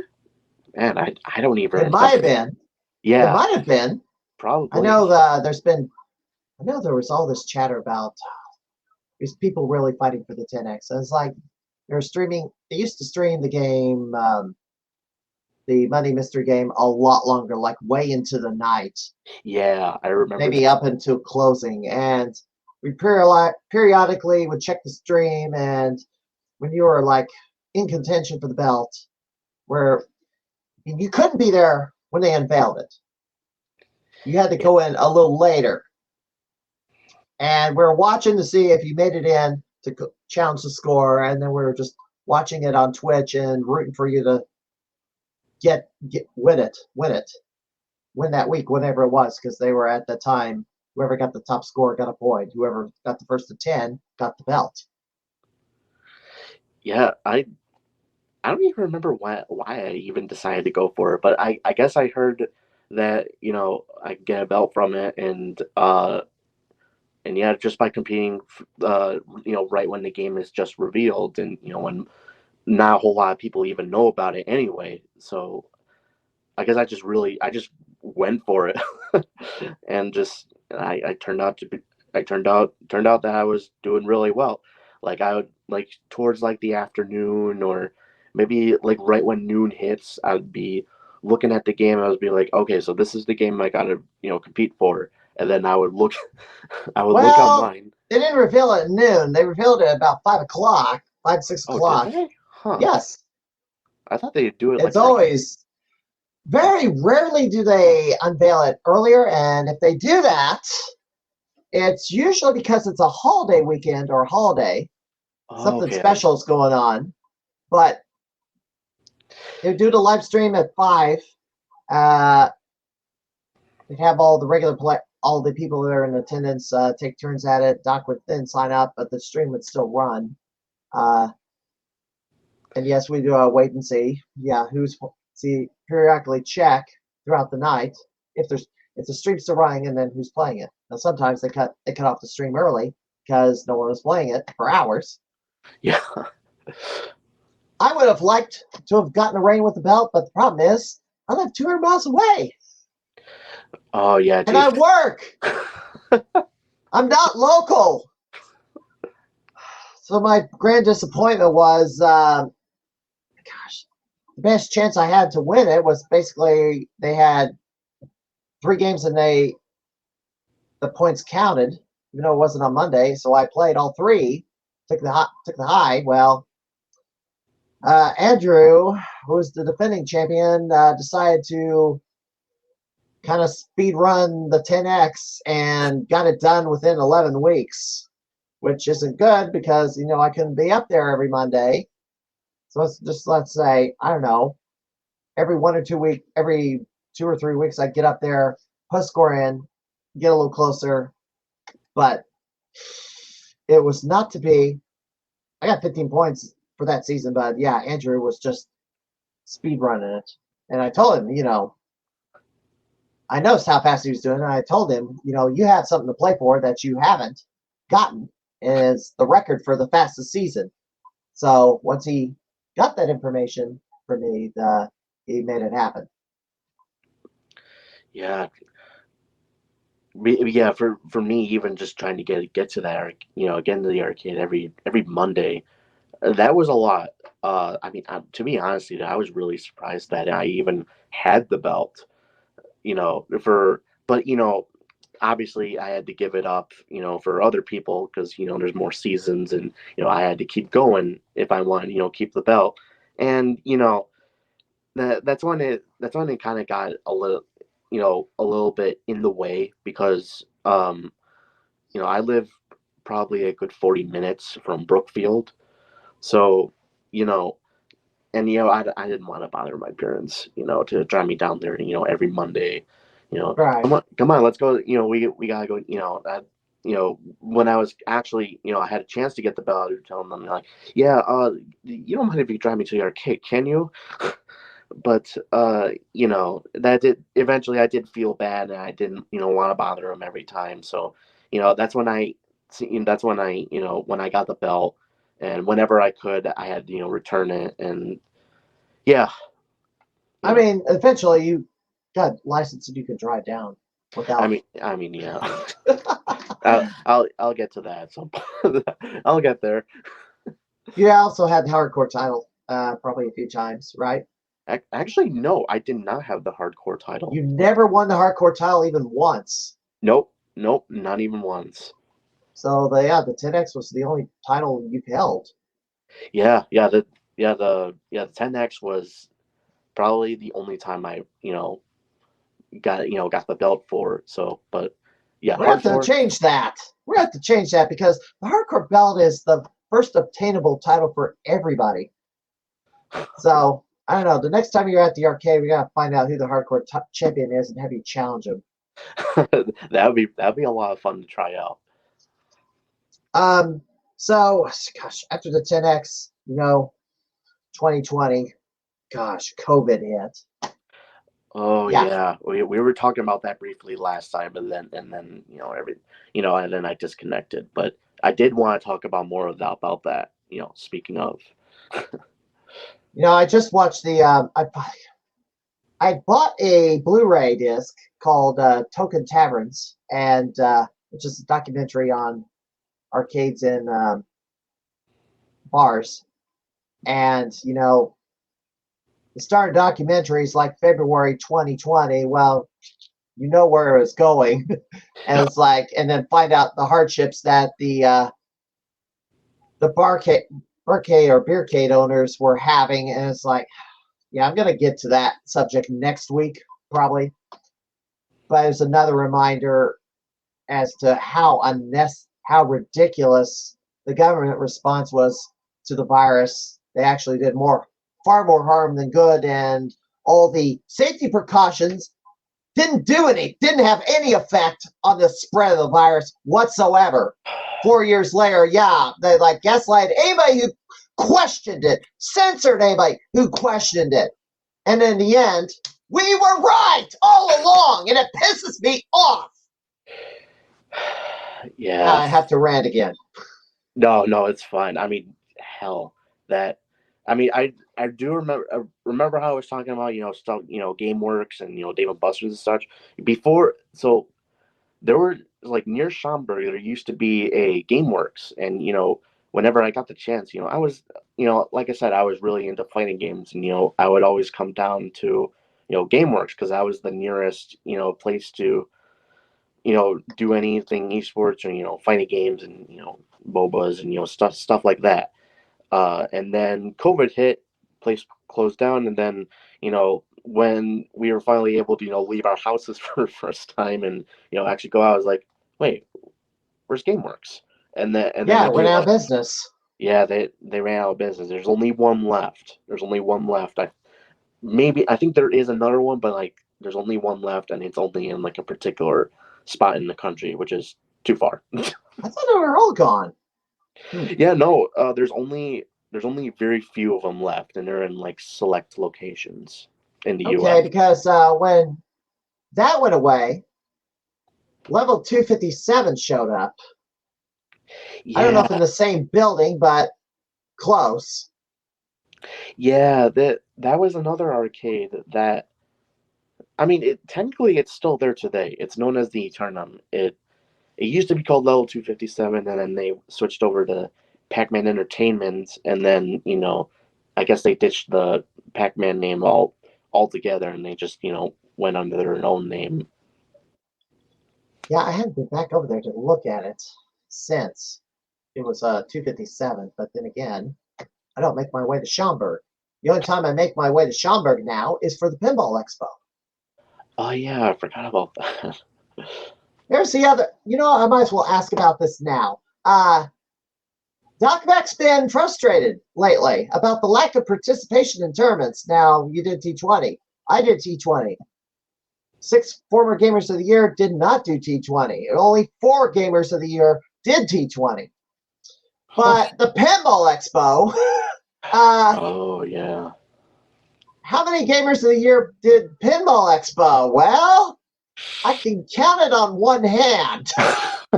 I think only 3 that I know of. Myself, James White, and Andrew Owasco. I don't know who else has done Pinball Expo, but Duck would like to see more participation. Now, I'm the defending champion. I finally got that belt after multiple attempts. I had to get through. Well, Blonde Bunny won the first 3. He stopped participating. James White won the next one and beat me. Yes. I lost to the great James White. Last year, I went and had my rematch against him because I realized, if I'd known a couple of bits of tech, I would have won. Did not. So now it's like kicking myself. I should have had the belt.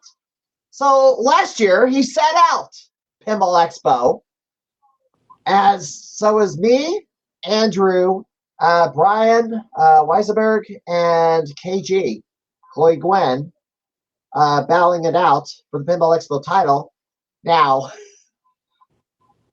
I spent a lot more time practicing the games because, the games are on the convention floor available to everybody to try. Well, Yeah. there's only 10 games. So if I was going to win, I had to practice. And I was practicing all of them. Yes, because I wanted to win bad enough. Well, all that practice paid off. I mean, I put pinball to the side. I did walk and play a few other things during the time, but yeah, I grinded on those games to relearn them and have a fighting chance because I didn't know who was coming, to be honest.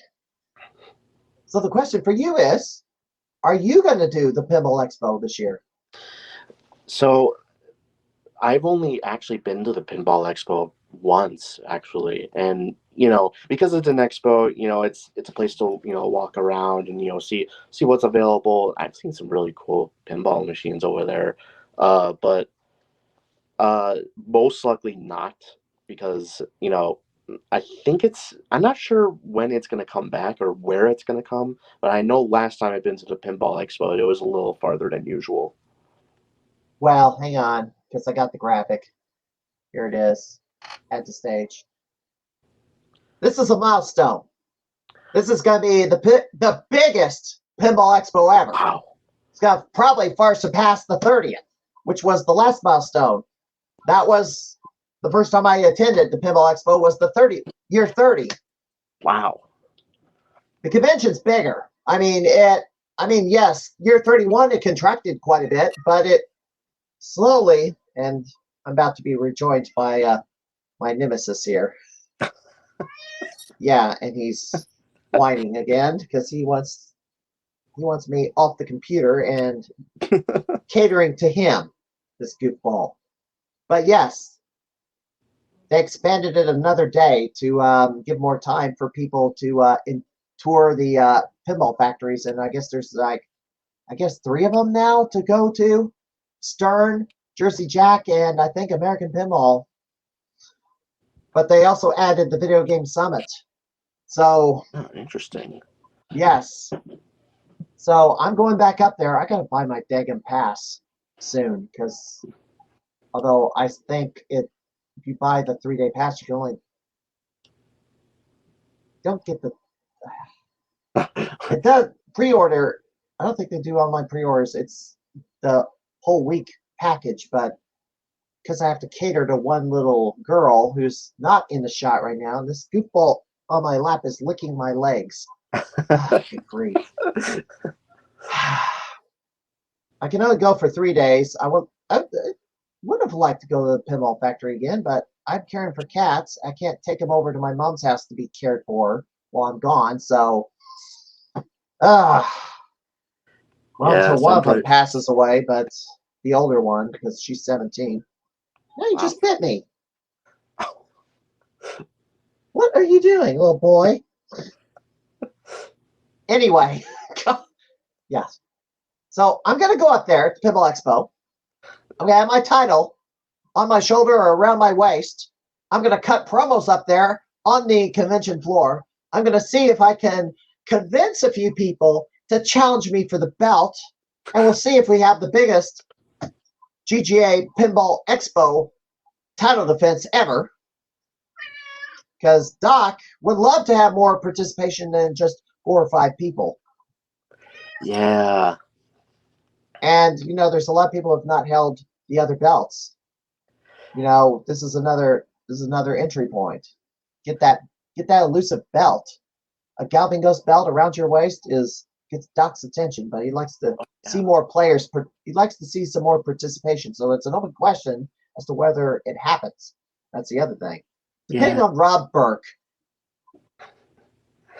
But yeah, I mean, for me personally, I really do wish there's more, more high score competition stuff because it sucks that I'm in the age or generation where it's not really all about scores anymore. It's stuff like speed runs or 5v5 and shooters and Counter-Strike, stuff like that.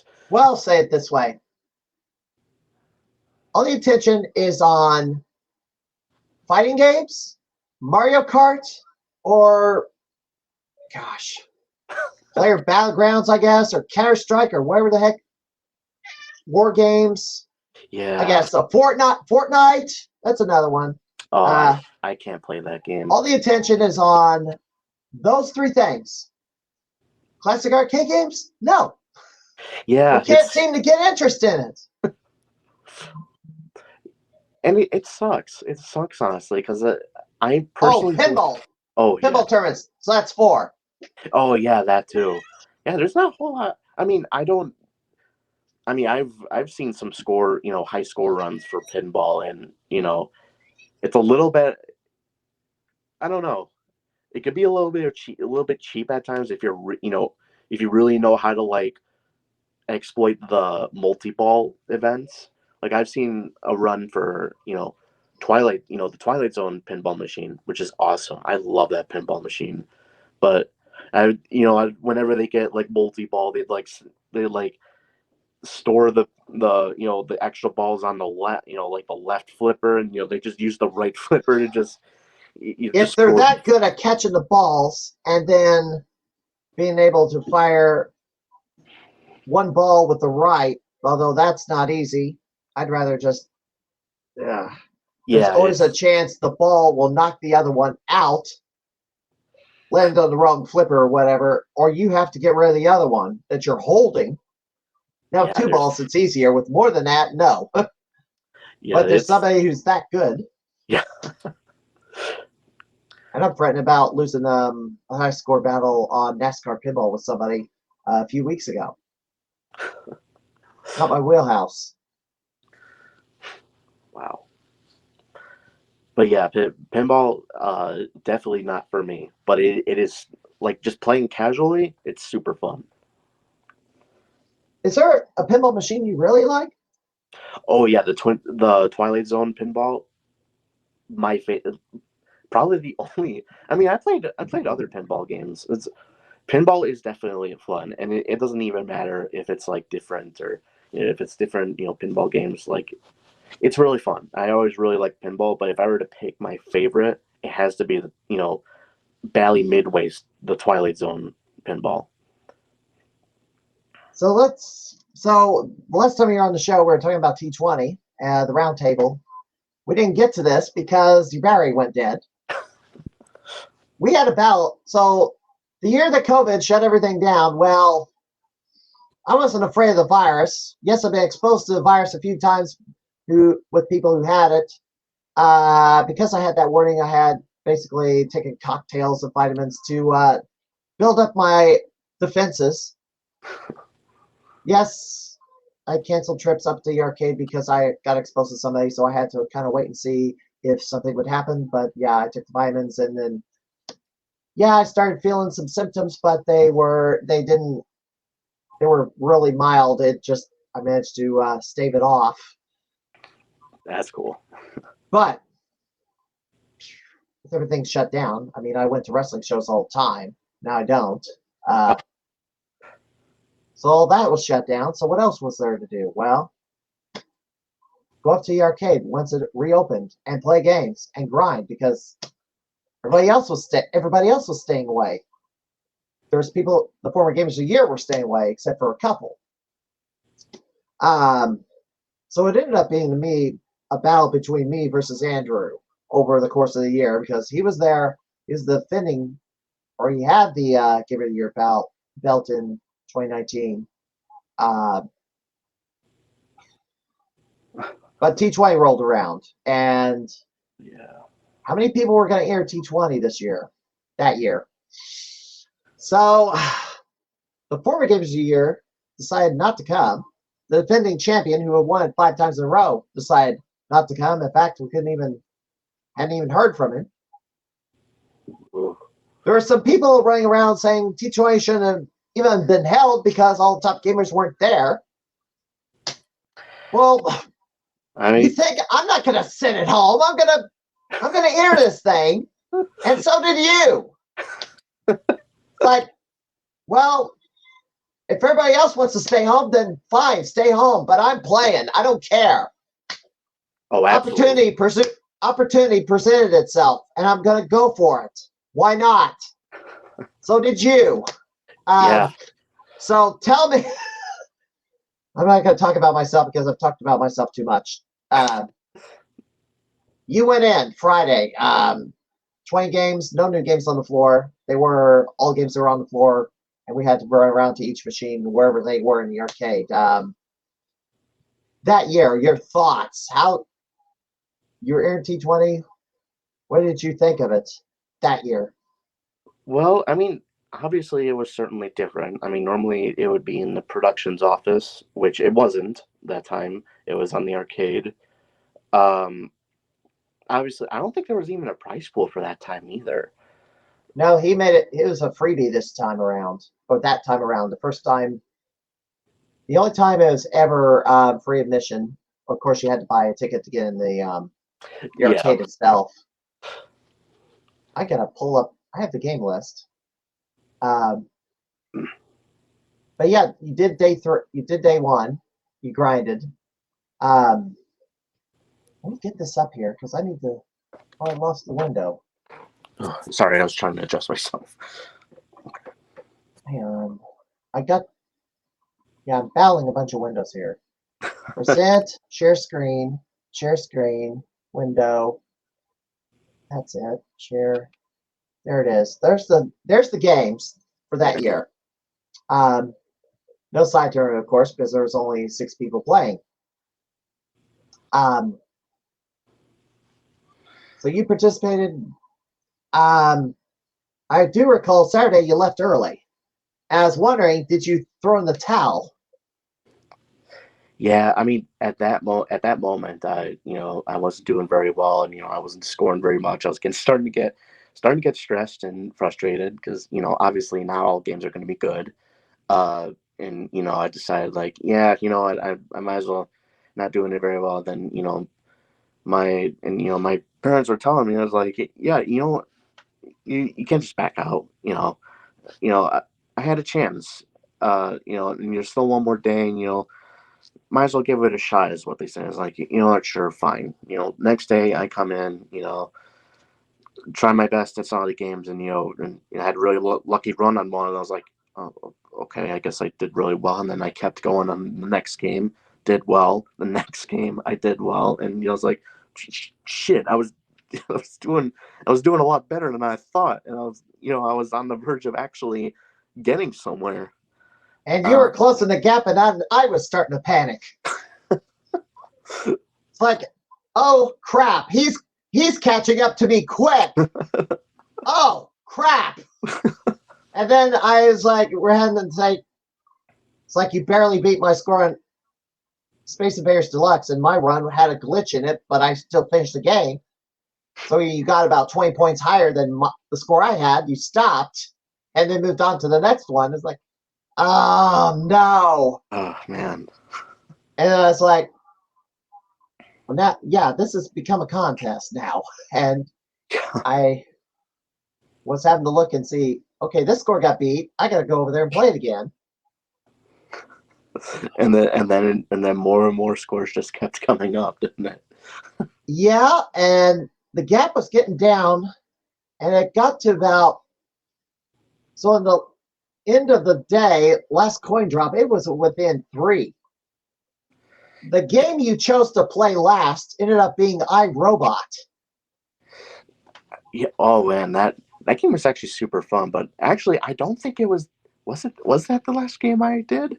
It was. Yes, it was. Oh, it was. It was the last game because last coin drop happened. I had my last play on. I think I played Beirut last, and then John Holton almost played the spoiler because he put in a higher score than mine on Beirut, which got in between me and you. So that actually dropped me down a little bit.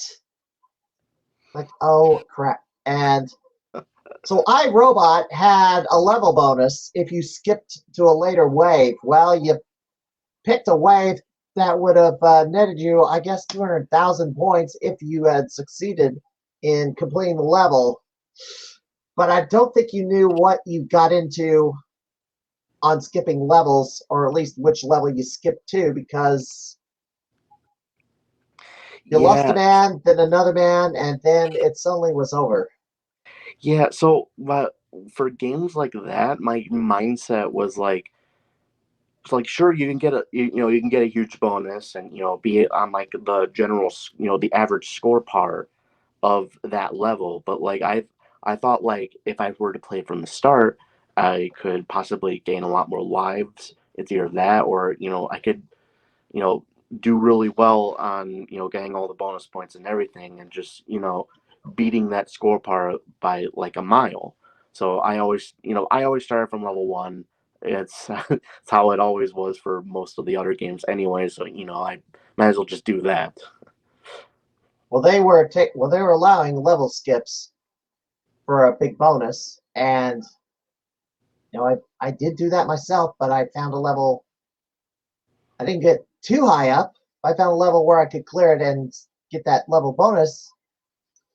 So your only shot was, well, you chose iRobot. It's like, gosh, Duck was announcing that last coin drop. There's like a few minutes left, and you're on commando.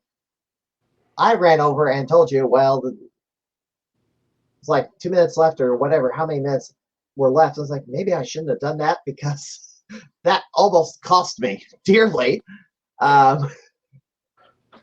In truth, however, the only thing that could have really helped you was the Punisher, because you had a 5th place score, and it was, if you improved your placement on that, I mean, you're in 5th, so if you got into like 2nd, you would have been there. Yeah, that game was like, if I did well at that game as equally as I did with all the others, I would have won, but didn't matter. I would have never lifted it down if you had won either. It's like at that night I was like in total euphoria, and my mind was just racing, like I couldn't sleep. Oh wow, jeez. But how were you feeling after the tournament ended?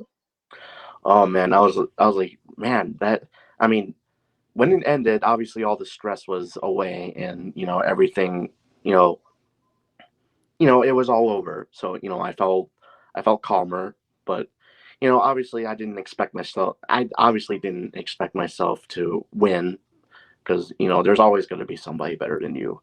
But it's all about giving your best shot at everything, and I so happened to just been doing really well at that one year, and even if I hadn't won, it was hell of a feat that I was even able to just score really high, like really fast on most of the games that I quickly switched to. But yeah, it was, in the end, I was happy that I was able to score really well on most of the games, super fast. Some of those games I was like very surprised that you did beat Tinkle Pit. I thought I put in a monster score, got in much further than I ever thought I could get into the game, and then find out Sunday you beat it. It was the last game I played on Saturday. I don't even remember that game. It's basically you're drawing lines in the maze, and then some of your enemies are Dig Dug characters. It's basically a Namco game that was heavily desired by many if they'd ever find a board. Yeah, it's kind of a puzzler. I see. I think I might. Wait, what was the game called again? Tinkle Pit. Oh, yeah. I probably definitely don't remember that one. It's been a long time. You know what? Let's see if I can get it. Let me see if I can. I'm going to show this game up so you can remember what it looked like. Tinkle Pit. I'm going to wait for this thing to load. Let's see, what else is there? I also recall I did kind of pretty well at Outzone. I got much further than I thought I would. Let's see, here we go. Let's drop this. Now I got to share the screen. Let's see, stop screen, share screen. Here we go. Did I get it? That didn't work. There it is.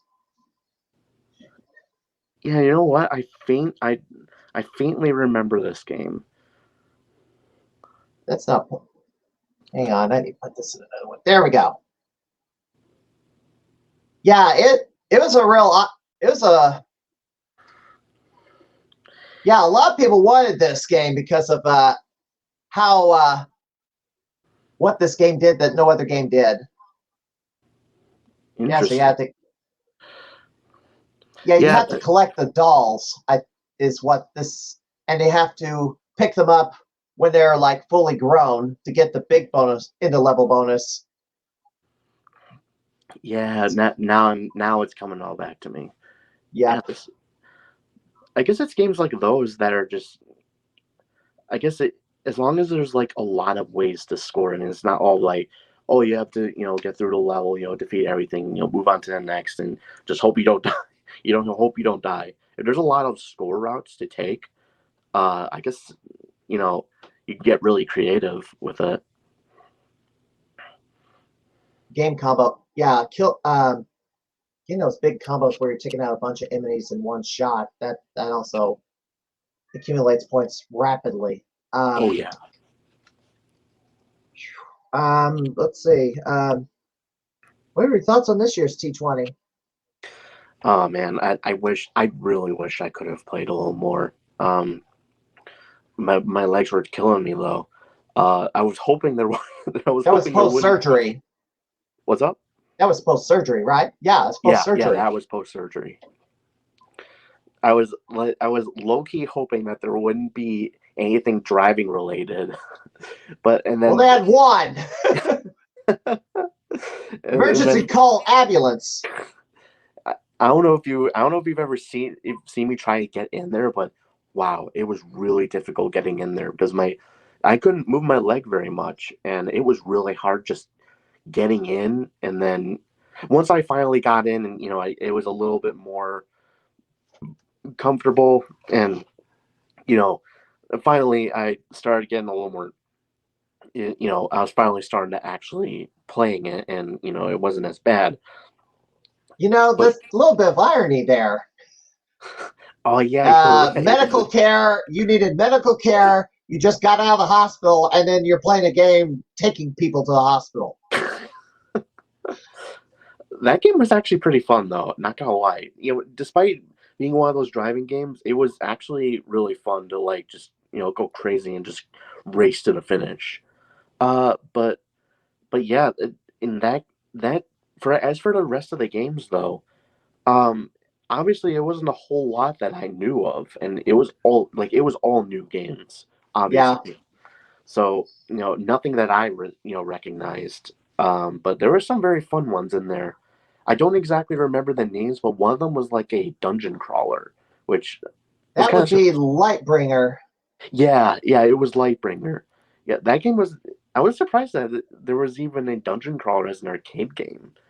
I thought that was That like is a more. beat 'em up. Yeah, that is a beat 'em up. I was aware of this game's existence. I've watched playthroughs of it. What was your favorite out of this bunch? Wow, that's a difficult one.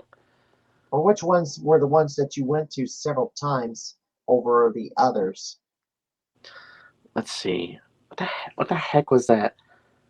I mean, obviously, it was a game I kept coming back to because obviously there's uh, it was a platformer. It was that one ninja game. I forgot what it was. That would be Rad Action, Yeah, probably. Red Action.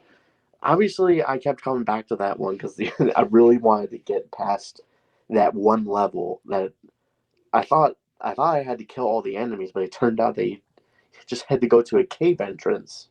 Yeah, I know what you're talking about.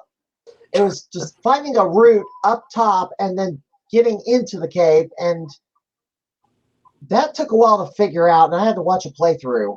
And it Yeah, turns out you had to climb the mountain all the way to the top, find the plateau to just drop straight down into it. I was I was trying to kill all the enemies because like the route C was basically just kill all enemies, you win the scene, and then you go on to Yep. the next one. I thought that was what it was gonna be because it was it had the same level design as the other one. So I was like, okay, maybe I just have to kill all enemies. Okay, I guess I didn't have to because they kept respawning and time would run out. And then I saw the playthrough Level 4, yeah. and then I saw the playthrough, and apparently you had to go to that once. I saw the cave entrance, but I thought maybe you just go inside, maybe get like bonus points or something like that. No, that was the level end. I was like, you're kidding me. Yeah, and the other problem is if you die, the timer doesn't reset. And so Yeah. if you're very low on time, you're pretty much screwed. Yeah, it had the same rule set as another game called Tower of Druaga. I don't know if you've ever played that one before, but that was Yeah, that's on those arcade one-ups. yeah. So So it had the same kind of rules where if you started running really low on time, there would be like impossible obstacles you had to, get by. Yeah. Out of this bunch, is there anything else you thought that you really liked? I think the first game I played, it was called Cosmic Gang. That game was actually Cosmo Gang. that was Yeah. really fun actually. I don't know. I don't know Like how. Galaga. Yeah, but it was a lot like Galaga. Yeah, I'm not sure how well my score was compared to like the rest of the days. I'm pretty sure some might beat it. I know There's always mine was gonna. beaten. I didn't do as well as others. But yeah, it was that game. That game was actually really fun. Emergency Call Ambulance was actually highly addictive. I just kept putting in credits, and I was like, man, I gotta get to the end. And apparently, you also had to drive stable. You had to find some shortcuts. And I was like, man, this is really Yeah, addictive. the other problem was the screen was not fully in focus, and so that made it harder because you couldn't see the light poles to drive between them, and you Oh kept yeah, hitting light poles. I know that I figured out that there was a button that would like change the perspectives from first person to like you know third person, so you can like Yeah, see the actual van drive accordingly. I didn't know about that, but I seem to have had a better time doing first person view than third on this one. I Um, I only played first person. I didn't even know there was a third person. yeah, So, it's personal preference on that one. It might be easier to play depending on your perspective. This guy wants to get on my lap again. Oh, Cody. Sky Skipper was the shocker of the bunch. yeah, that the thousandth game on the floor, right? Well, Or that was wasn't the thousandth game. I wanted it to be, but they didn't make it game 1000. So, what was your thought on game 1000? I mean to be Road fair, Venger. it wasn't exactly a game I liked, but the fact that it was like a unreleased prototype, like the unreleased prototypes are like real gems to have because Road Avenger was not a prototype. It was an arcade release. Laserdisc game. was it? Huh. I Yes, that game was released by Data East back Oh, in. that I'm talking about the oh wait, was the thousandth game, and it wasn't the Sky, unreleased. What's up? Sky Skipper was not game 1000. Neither Oh, was War of the Worlds. They Doc wanted to go with a Laserdisc game, and I thought you watched it live. Were you there? yeah. Oh, I haven't. I just made a complete fool of myself. You were you on site Oh, Monday the well, oh yeah, 12th? yeah, yeah. No, I did see this. I did see the live stream before I even went inside. Yeah, I did see Okay. that. I did see that. I'm sorry. You're a youngster. You shouldn't be forgetting stuff. I mean, me old fogies like me should are forgetting stuff left and right, and somehow I retain this information. A bunch of other crap I don't, but I'm, I guess how interested I'm in the topic, I kind of retain it more. But fixes on computer stuff, maybe not so much, but I do try. I know for a fact that most kids my generation have like really short attention spans because of stuff like what was it, the TikToks? Have you ever heard of Oh, that?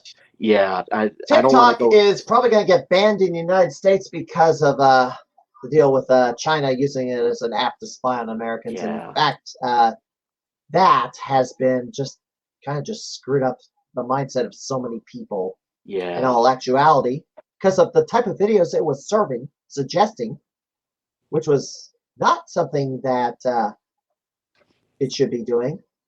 It's like there was a scandal about it serving videos about committing suicide. Like, are you kidding me? what the hell? Yeah, and doing really bizarre things and things that are not healthy for you, or doing or it pretty much infected the mindsets of people with social contagions that were not healthy for you. But Yeah, and that's how the culture got screwed up so bad. But now it's on the verge of being banned in the United States, assuming it passes. Now, if it was a free speech issue, then it probably wouldn't fly once it got to the Supreme Court. But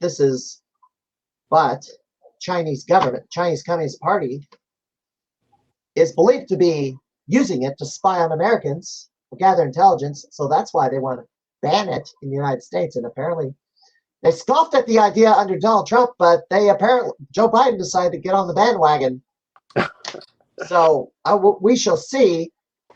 But they have to sell the daggum company off, ByteDance, by, I guess, beginning of next year or something. I'm not sure, but we'll see. Yeah, but yeah, I never bought into that. I mean, the only social medias I really use is, I mean, obviously Facebook. Yeah. And then there's Discord. You know, I always use Discord. It's actually really good. And I don't know if YouTube counts, but like that's like the only three I really use. Right now, yes. Twitch, YouTube, Facebook. Twitter is still a toxic waste dump. Elon Musk can only do so much. Nobody speaks about Twitter. Yeah. I'm not going to use TikTok. You know, there's all these suggestions of how to expand your audience on Twitch, and it says make an account on this, and this. Like, no, I'm not going to use them. I don't want to use Instagram. I don't want to use Twitter.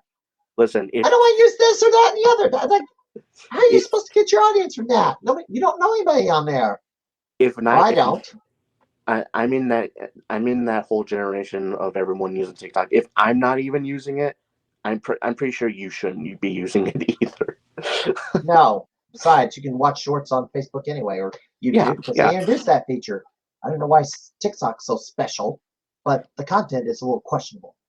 Yeah, short form content is harming everybody, and you know. Yeah, it's horrific. We're talking about classic arcade games. Let's go back. Yeah. Anyways, back on topic. Well, it's kind of related, but you know. Oh, that's true. That's true. But yeah. What were we talking about? T20, right? We were talking about T20. T20. That's right. I mean, if you got through all of your thoughts about the T20 and the lineup. I mean, for most of the other games, I know Virtual Cop was pretty fun, but that was hard. Yeah, my arm was killing me. I couldn't get very far. I got 200,000, but that was like a 14th place score, and I couldn't do any better. Yeah, apparently the technique to that is that you don't just do constantly, just shoot one guy per one, to conserve ammo and such. You have to shoot them 3 times in a row, and that would build up your combo really fast. I was doing that. Certain parts of the level, and if you do plug them 3 or 4 times and reload, well, the next guy that pops up has a better chance of hitting you. Yeah. And I don't know. I tried, but I just could not get very far. It's like they're getting these cheap hits before you even have a chance to land a shot on them. Yeah, I mean, I saw a video on YouTube that says that maxes out the score of Virtual Cop, which is crazy. I guess if you're really perfect at your, at shooting everything down, perfect combo and everything, you could do really well. By the time John Lining game is what it was.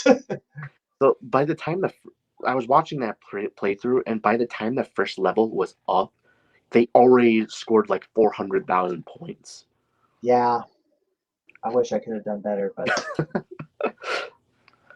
I tried as best as I could, and geez, I always lost my combo. I was like, it's not even worth continuing, because if you lose the combo, then the multiplier goes away, and you score a lot less.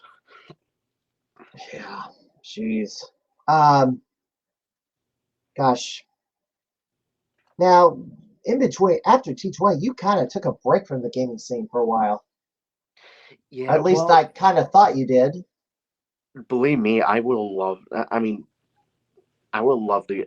I try my best to, or well, at least my family tries their best to go to the arcade as often as possible. But life gets in the way, and my dad recently got a job, so we obviously can't go as often. So I'm mostly at most of the time I'm just at home, doing stuff, and I try and play arcade games once in a while, but I just focus on everything else. If I were to go to the arcade as more often, like as often as I was able to, like during the summer, I would have been able to play arcade games a lot more often. But you finally came back, so Yeah, well, I mean, yeah, of course. Uh, so I mean, now this is your year to make a run for Gamer of the Year if you want to try for it. yeah.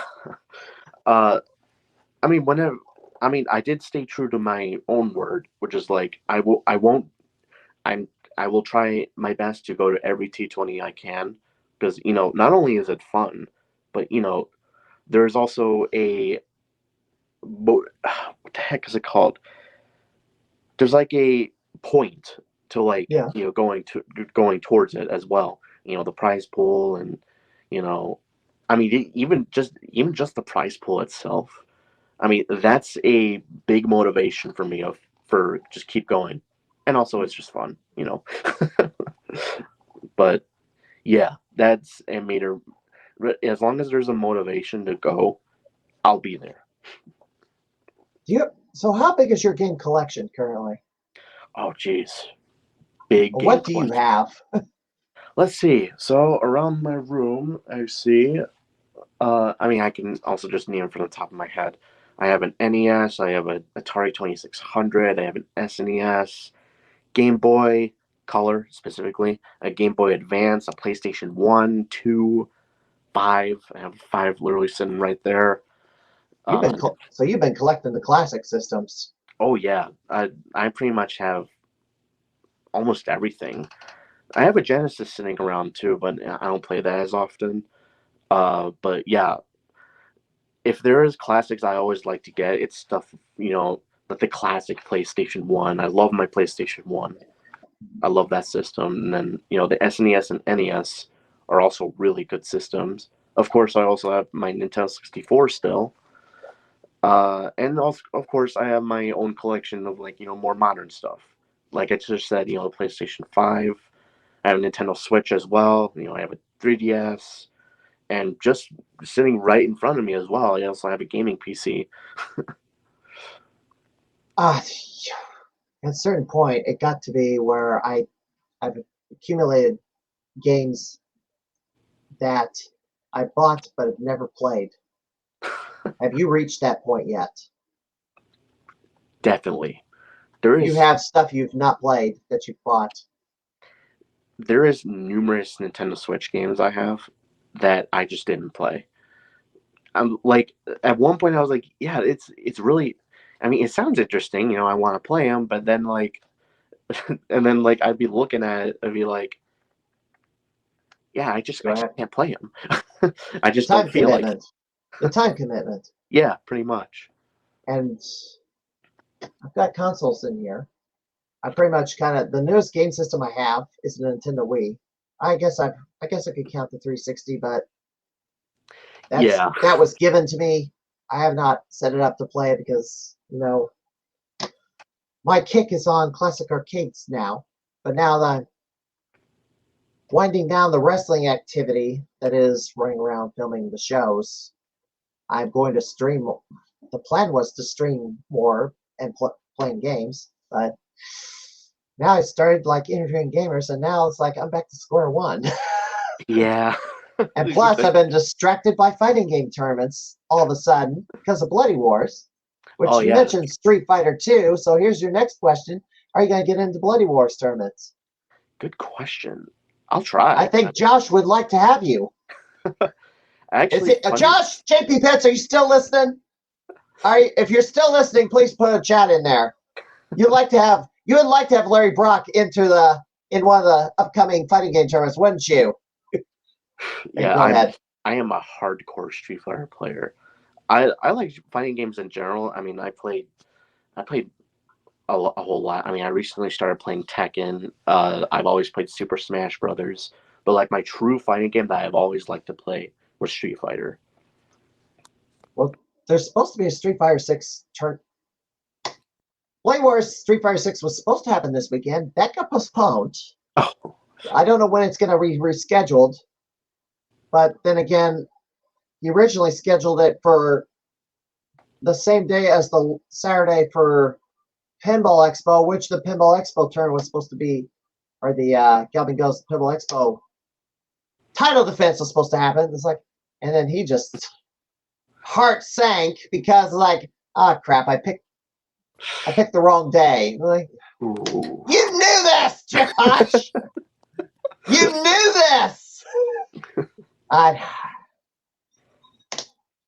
But Street Fighter 6 is supposed to be the next game. We're just It's cool. like, and yes, I can play it, even though I don't own it. I can still use Ryu or Ken and still do the same moves and maybe get lucky and fire off the special. But oh man, those two characters. I don't want to talk too much about Street Fighter, but like I will say that the last two games that have released, Street Fighter 5 and 6, Ryu and Ken have been changing a lot. They're starting to play very, very uniquely. So depending on, I mean, obviously they have the same specials, but they have also gained new specials, and there's a whole bunch of properties that have changed between the two of them.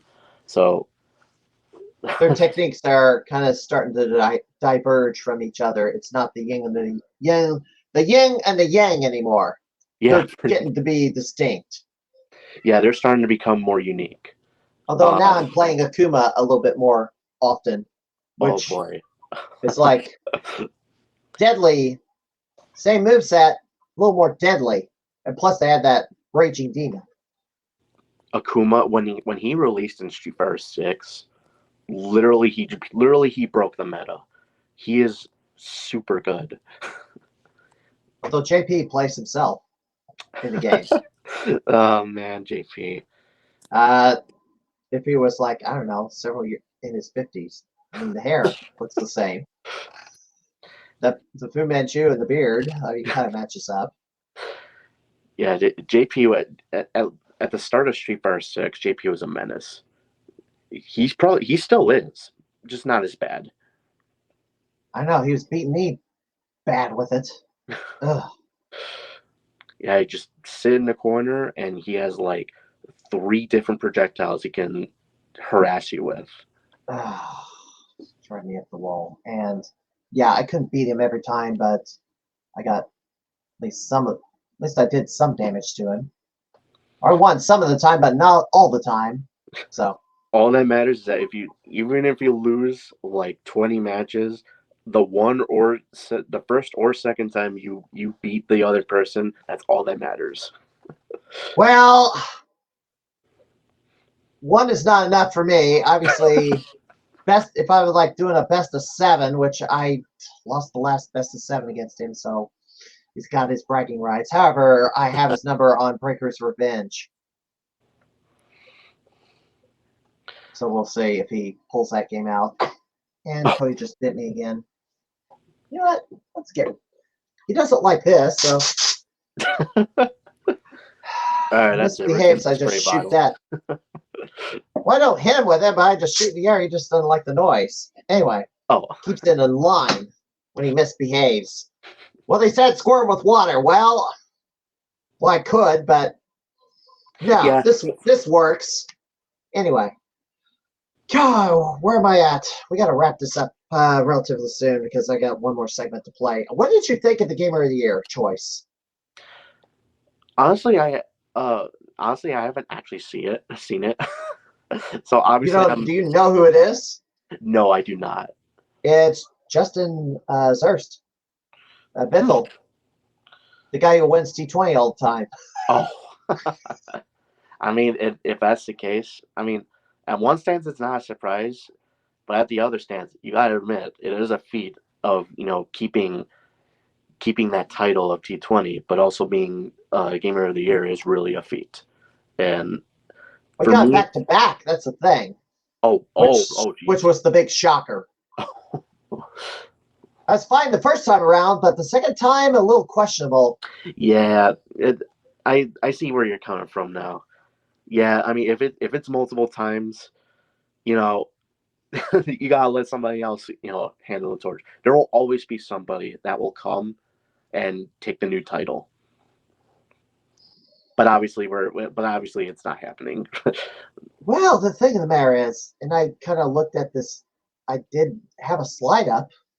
Gosh, now I'm going to have to pull that thing back up because I got to get this. Unfortunately, I got animations in my slides. Let's see. There we go. Now I can present. I got to throw this back up there again because I haven't. I noticed that the number of scores Zurst got in T20 was less than what he did in 2023. He had 9 in 2023. He only got 5 this time around. Huh. It's like, if you win Gamer of the Year a second time, you got to go above and beyond your previous performance. And it didn't, to me, Zurst pretty much did no more than he did last year. Just kind of, and Claudio called it Gamer of the Weekend, which I think is pretty an accurate description, Gamer of the Weekend. But Zurst didn't, the end result was he still won T20, but he didn't get as many scores this time around. And Pearl and Lyman actually got more this time around than last year. But they still finished like Lyman did worse. Pearl pretty much stayed the same. Huh. Maybe we are nearing a time where we'll actually get our chance. Who knows? Yeah, I've already had my run. Let's Gamer of the Year. But for me to have it a second time, I got to do something above and beyond. And my plan was get all the remaining titles I hadn't held. However, I only got one, and that was Pinball Expo. And then I hit a slump, and then I was like, I'm not making any headway, and I'm stuck in a rut, and I can't get out. And now I'm fighting the refs over whether a score is valid or not. And I was like, that's going to be a topic for next week also, probably, because I got something to say about maybe suggestions on how to go forward, because he's talking about a major revamping of arcade, and I don't know what direction he's going with it, but I do have some issues. Yeah, I mean, even after that expansion, it's already filled up. Well, it was filled up before they even opened Canton. I mean, there was like more, 100 to 200 games off the floor or not available to play because they didn't have a place to put them. And now I did see that walk around count of all the games on the floor that was just released today. It's like there's 4 games in the entryway, which it was not meant to. Games were not meant to be put there, but now that is filling up. It's like, where's the people going? People got to go in and out of the building. Where are they going to go now? They're going to have to do. I don't know what they're going to do. Yeah, they are certainly beyond building another floor and then doubling up the game in each cabinet. Yeah, I mean, I guess that is a definite option, but I guess my big worry is like the weight from all the arcade games. Those are freaking heavy. Obviously the arcade machines themselves are pretty heavy. I'm just worried that the weight from them might do something, but who knows? They were talking about moving the pin. If they built the second floor, they would move all the pinballs over there, back over. But I don't know. They might distribute the games a little more loosely with that second floor, but they were also going to have kind of a walk-through museum also on the up. I guess they would have to put it on the third floor because it would be the lightest, because the Metrobilia wouldn't be carry so much weight. Well, literal weight, but historical weight, it would be pretty heavy. Yeah, of course. Well, any future goals? Future goals? Honestly, I mean, obviously, right now I'm just recovering, so right now I'm gonna be taking a little break from playing arcade games. But if I do come back, I'll see what I can do about finding games and just going crazy with those scores. I know there's one game that I'm practicing on. It's a skateboarding game released by Atari. It's called 720 Degrees. Yeah. I've been super addicted to that game. I'm not beating any of the house highs. In fact, I'm like right behind them. well, not really right behind them. It's more like I'm way behind them. But something about that game is super fun, and I want to be better at it. Let's see. What's the score on that one? Oops, I had it a second. Let me tell you who the house high is. Well, Mike Stevenson has the house high. It was set in December of 2018 at 423,000 or 424. So you need 424K to beat it. Wow, that's a lot. Yeah, I tried it, but trying to get, I don't know, the doggone swarm of bees. Yeah, that can get annoying. And there's a lot of routes to take in that game. Like not even like even when I'm doing at least somewhat decent, I start like just drifting off, just trying to score points as often as I can, trying to get park tickets, and like Yeah, I just don't know where the hell I'm going. yeah. And then trying to do a maneuver to get the points, and then you fall flat on your back. Yeah. If you were to ever win Gamer of the Year, what game would you put on the floor? What game I would put on the floor? Yes, because the winner of Gamer of the Year gets to choose a game. Oh, I that's don't know what Zerst would have chosen because I don't think we know what games he chose for the last time around, if he chose anything. man, that's a tough question actually. There most of the games that I really want on the floor are definitely on the floor now, but hmm, I know what game I would choose if I win it a second time. what would that be? Rompers. Huh. That was Japan only release. The only time America got to play it was when it was included in Pac-Man's Pixel Bash, and then the recent, and then the arcade one-up units. Oh, that's cool. Yeah, it's a maze game. Oh, you know what? I know what game I would put on. Okay. Uh, it would be. Have you ever played Galaga Arrangement? Yes, so that would be in one of the Namco Museum arcade releases, either Volume 1 or Volume 2. It's probably Volume 1. Yeah, I would choose Galaga Arrangement. Yeah, one of the volumes that contains that at least. Because for a sort of like Galaga remake, it plays very very well. It plays very faithfully to the original, and at the same time adds a whole bunch to the game as well. So that would be a super fun game to put on the floor if I would, you know, choose. All right, fair enough. Do you do any sort of streaming? No, I do not actually. All right. Might be too much for me, but I'll consider it at some point. All right, Larry, I guess I should also ask you this. Who should I have on the show next? Let's see. Who'd you have previously a couple of times? God.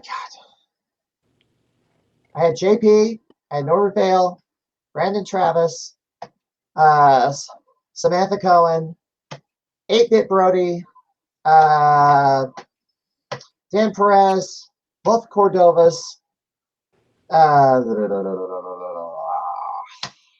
daggone cheat sheet, Paul Tessie. Boy, I'm trying to remember all these people's names. JJ Hendricks, Dan Eckervelli. Well, throw a name out and I'll tell you if I had him. Okay, let's see. Probably out of two people. I don't know if Jamie Tibbetts would want to appear on. That would be pretty Tibbetts cool. is not. I had Jimbo Slice. I had him. That's another one. Okay, but yeah, Jamie Tibbetts would be a really interesting one to have. And then there's also D. Alex. I don't know if you've.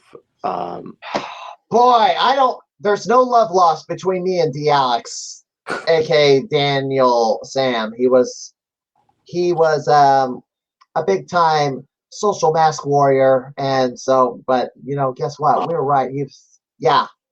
I see. Yeah. He did not like my April Fool's joke video where I changed the dialogue of Lethal Enforcers 2. I changed the title screen to Lethal Enforcers 2, The Mask Shaver. So the gameplay was supposedly a hack where you were shooting all the mask guys who were yelling at you to put your mask on. And that, yeah, that was perfect for that. You gotta love satire like that. I love It's an satire. April Fool's prank, yes, but yeah, it's satire as well. He did not like that. He was also on my case for being on stream without a mask on, and it's like, well, I ain't wearing the mask. Don't do jack. Yeah, I when that time was around, I did not like to wear my mask either. No, I Felt disobeyed. I was a daggum rebel. I should have been killed 100 times over and been in a hospital bed face down in an oxygen tank. But I didn't really get super sick once. I also went out of state to shop without having to wear a mask and dine in a restaurant in neighboring Missouri, which didn't have the restrictions that Illinois did. I also had to go cross the border into Missouri to get a haircut. oh, geez. Louisiana, Missouri. Yeah, how stupid was this? Thanks, Pritzker, you goof clown. What an awful couple of years that was. I hated wearing my mask. I'm very thankful that Yeah, it was unnecessary. Yeah, Didn't do jack. It didn't protect anybody. I'm ranting again. No, it's fine. It's fine.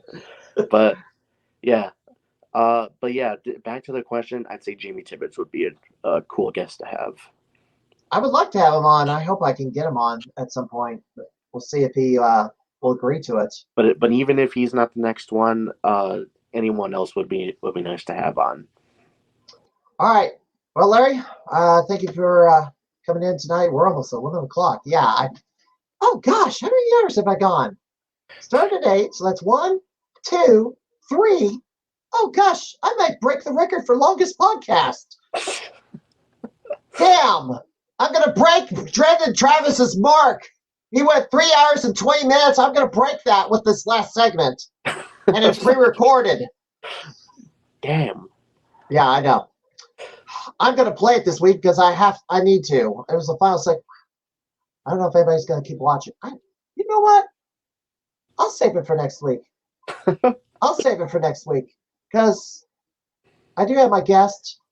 No, I have to use it. I have to play it this week. All right. Larry, thank you for joining me tonight, and hope to see you around the arcade soon. Totally. Thank you for having me on. All right. Larry Brockie, former Goblin Ghost 10X champion, and hopefully he can come back out to the arcade and capture some more titles. Or maybe enter Bloody Wars. We'll see. Definitely. All right. Have a good night. Thanks, Ian. You too. All right. All right. Let me just go through this real quick. Yes. There's the Arcade Wars, and Goblin Ghost is in second place right now. Somebody beat my score of 24,050. I do have the Facebook page, the Crimeycade podcast. I need 100 followers. Right now I'm staying at 26, so facebook.com/Crimeycade is the link. And this Saturday, Kansas City, Kansas City Retro in Overland Park in Kansas, on the Kansas side of the state line. And gosh, we're going to October 13th, 24th, the Rock River Valley Video Game Convention. And then the Pinball Expo to follow. But I have one more segment. So let's get to it.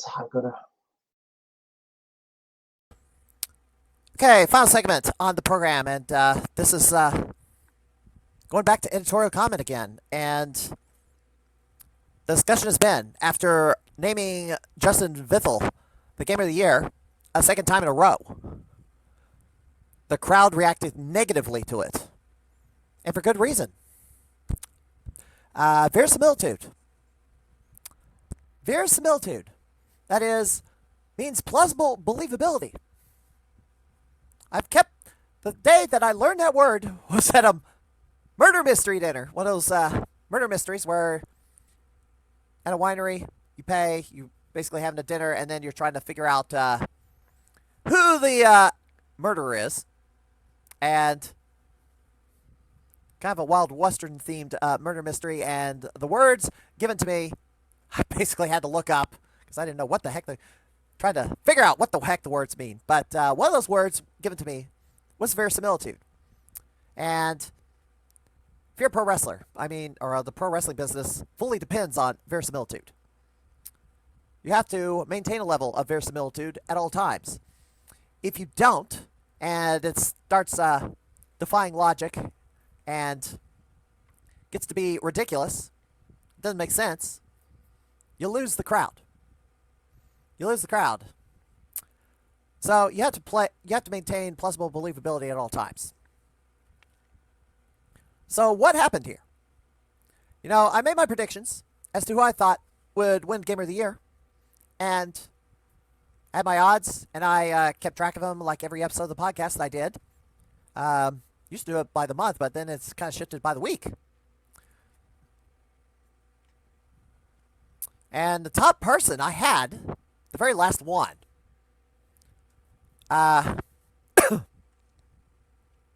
in the week before,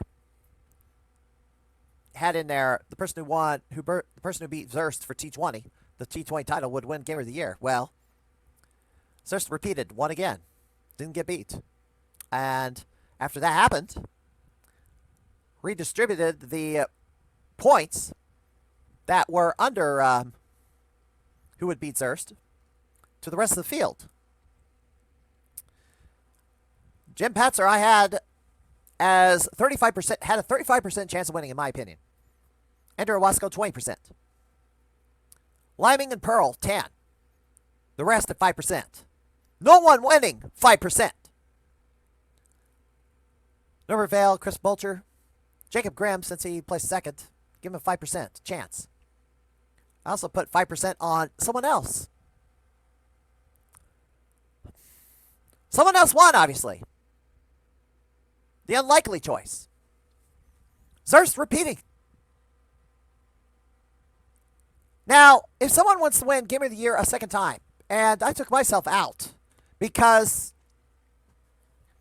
at a certain point I realized there's no chance I was going to get Gamer of the Year a second time. And that was back in April. I had a game plan to win be in position to win Gamer of the Year a second time. And it hinged on winning all the remaining titles I had not held. Pinball Expo, C2E2. I got the Pinball Expo title, but I did not get the C2E2 belt, to my disappointment.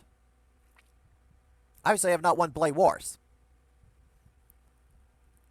Unfortunately, C2E2 kind of marked the point where I just hit a rut and could not get back out, could not pull myself out of the ditch and get back on the highway. I couldn't get out. And visits up at Goblin Ghost, I just could not, I was making no headway whatsoever. Stuck. I couldn't, and I was losing scores too, and I was sinking.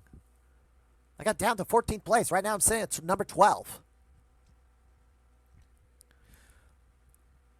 I was just not getting out. And it's like, went to May, then to June, then July. It's like, this is not going anywhere. I'm stuck.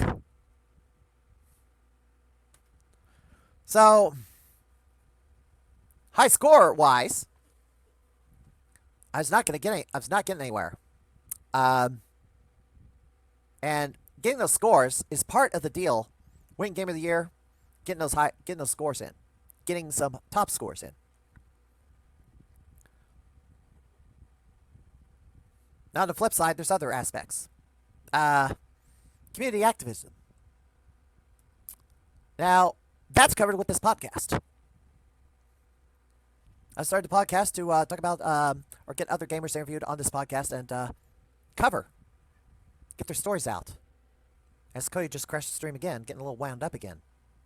So that's part of it. I had an idea to overtake Jamie Tibbetts in the number of tokens for third. Didn't get there. I'm like 250 behind still, even after T20. Closing in on 7,000, so I should get that relatively soon. What else is there? Yeah, I've been taking the belt around. I've been hyping it. I've been talking about GGA. And I've been distracted with the fighting game tournaments. So I've been doing that activity. I've been participating in the arcade wars when I can. One of the few that's still doing it.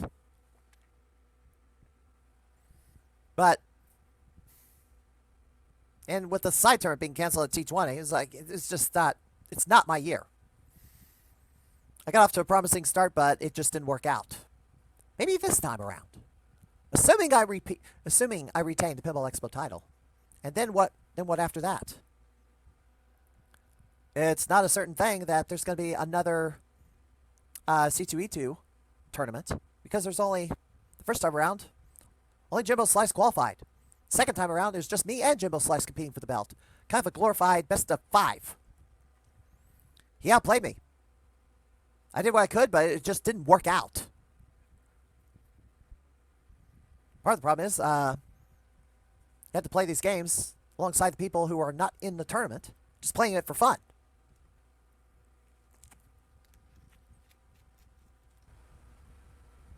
The players aren't going for the belt like they used to. I mean, we should have all these competitions with these Rocco versus James White, Tibbetts versus Mossies. Let's see, who else? Well, my rivalry with Andrew. We haven't had those rivalries lately. Or at least this time around, we didn't.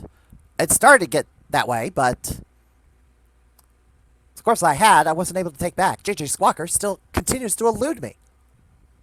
I have been looking, drawing the doggone bonuses.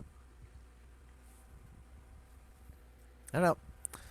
I got to try again. I don't know how many times it's going to take for me to, I guess, get over the finish line. If it even lets me get over the finish line. Yeah, and ironically, Claudio Capello called it that night as to why, as to who got the award. He wasn't on my radar. So here's the real question. Should Zurst have gotten it a second time? That's the bottom line. Why not Zurst the second time? Now she's crashing stream. Oh, good grief. These cats have gotten squirrely. Anyway. Yeah, it's late. They need to go to bed. Well, I'm glad they're getting their energy out now so I can sleep! Anyway.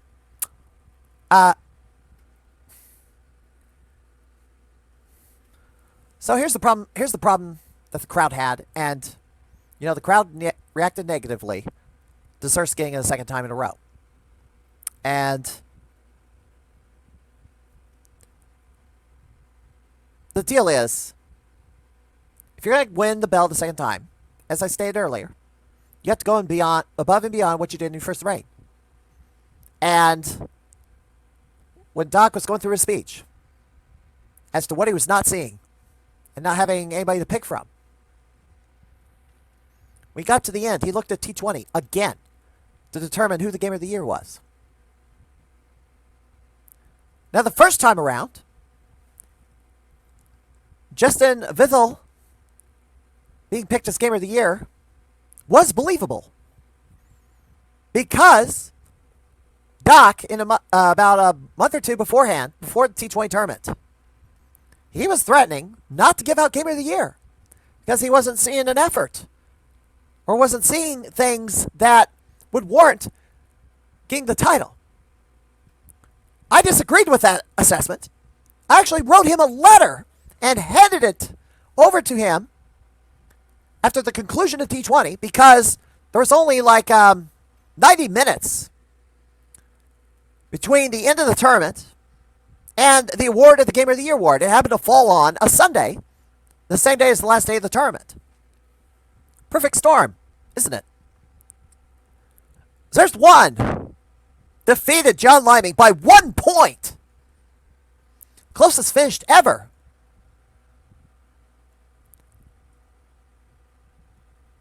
If it went the other way, the outcome would have been different. Regardless, Doc did award Game of the Year to Zurst after T20 was over. And it was plausible. It was believable. It was overdue, for that matter.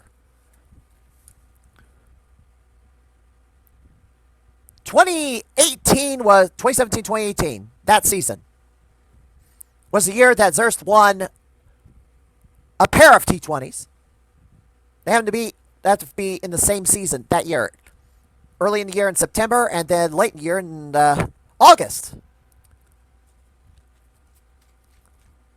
That is a feat that will never be duplicated unless they move T20 up to I don't know. Gosh, move it to the fall again. I don't know. I don't think that's going to happen. So Zurst winning the first time was believable. However,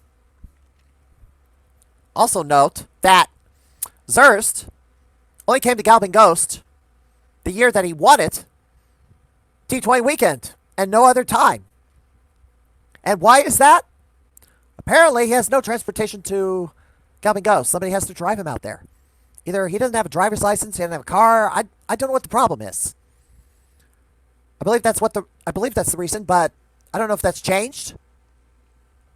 But certainly, Zurst can't seem to make it happen, and that's the complaint I'm hearing. If you're a Gamer of the Year, you should at least come in more than one weekend a year. Now, I remember Doc talk about, somebody could win Gamer of the Year off of what he did in a day. Well,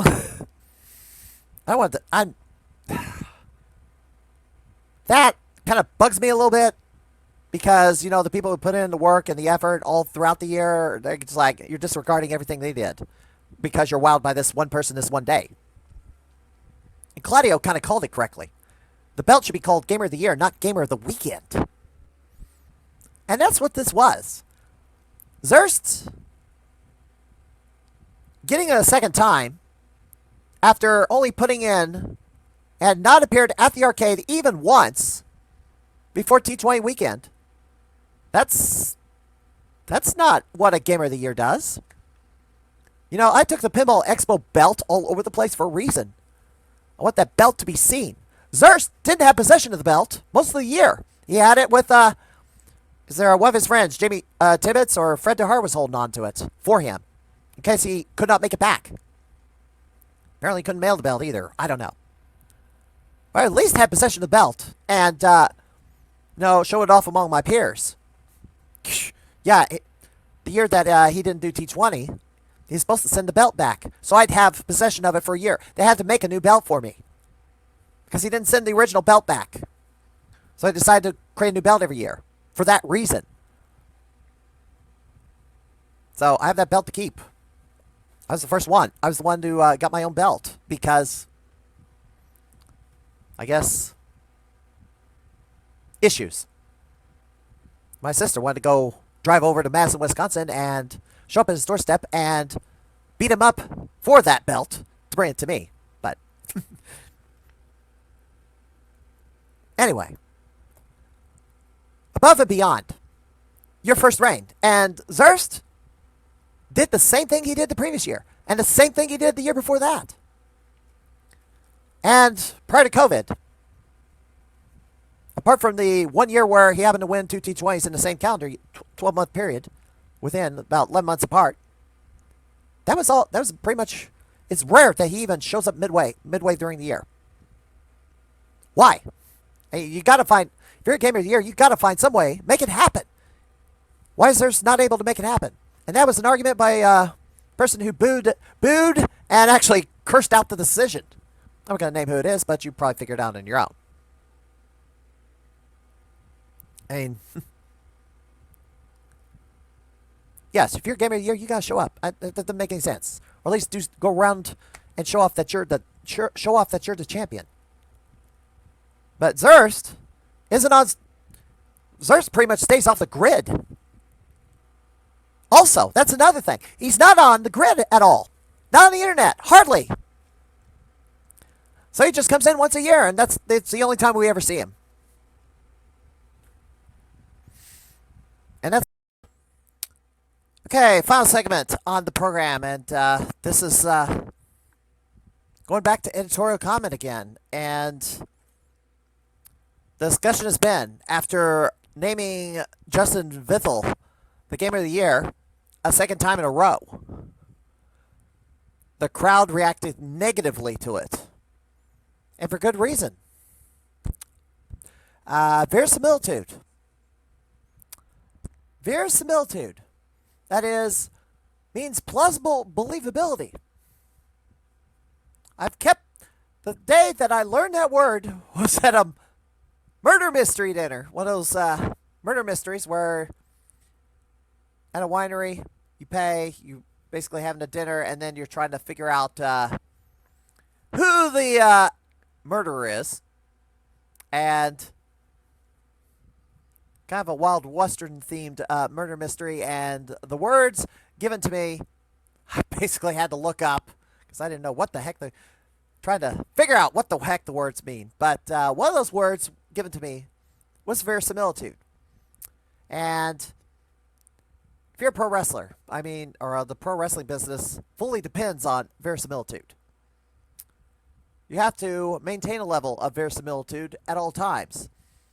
If you don't, and it starts defying logic and gets to be ridiculous, doesn't make sense, you lose the crowd. You lose the crowd. So you have to maintain plausible believability at all times. So what happened here? I made my predictions as to who I thought would win Gamer of the Year, and I had my odds, and I kept track of them like every episode of the podcast that I did. Used to do it by the month, but then it's kind of shifted by the week. And the top person I had, the very last one,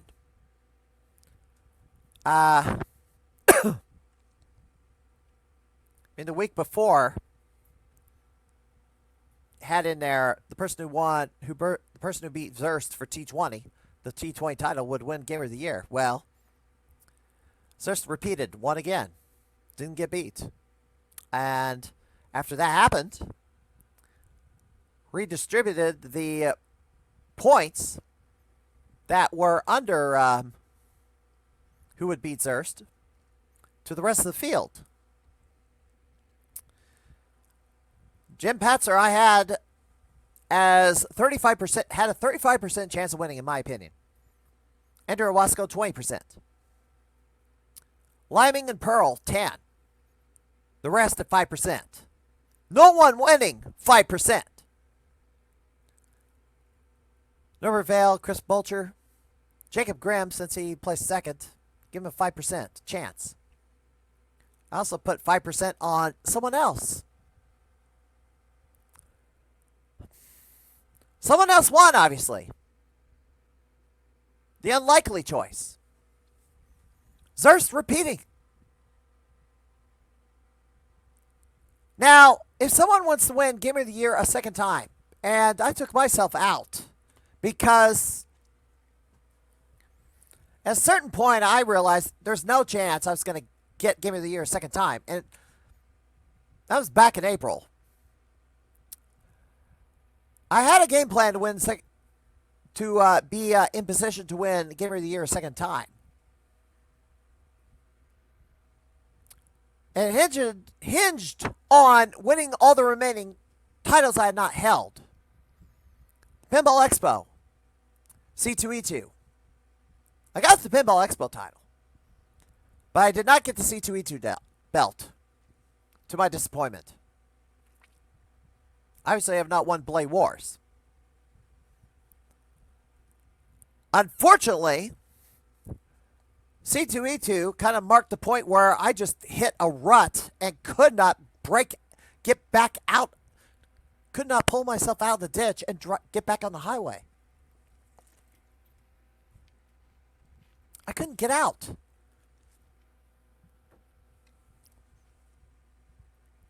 And visits up at Goblin Ghost, I just could not, making no headway whatsoever.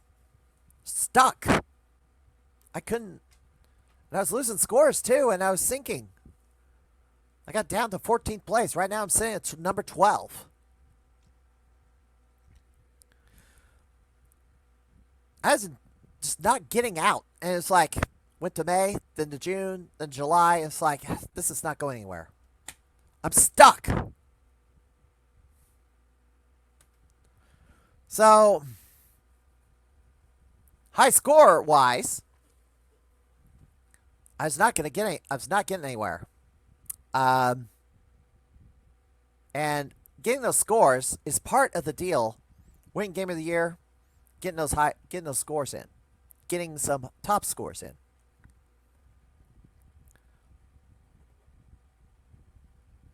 Now, on the flip side, there's other aspects.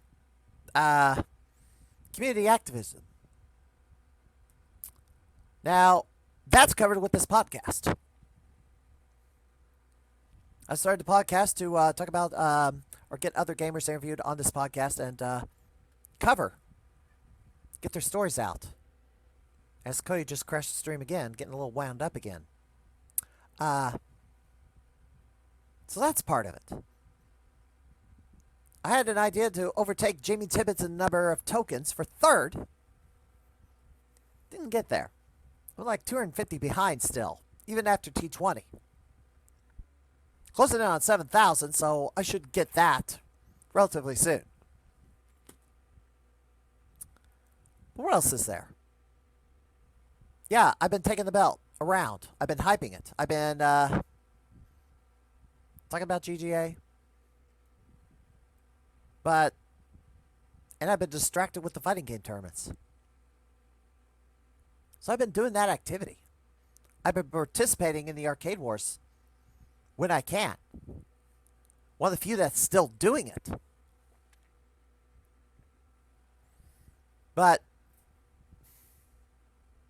And with the side tournament being canceled at T20, it's just not, it's not my year. I got off to a promising start, but it just didn't work out. Maybe this time around. Assuming I retain the Pinball Expo title. And then what after that? It's not a certain thing that there's going to be another C2E2 tournament, because there's only, the first time around, only Jimbo Slice qualified.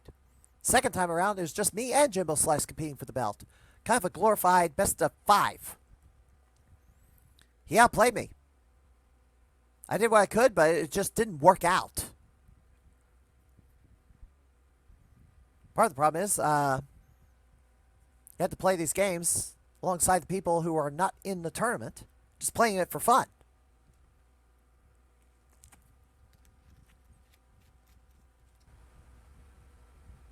The players aren't going for the belt like they used to. I mean, we should have all these competitions with these Rocco versus James White, Tibbetts versus Mossies.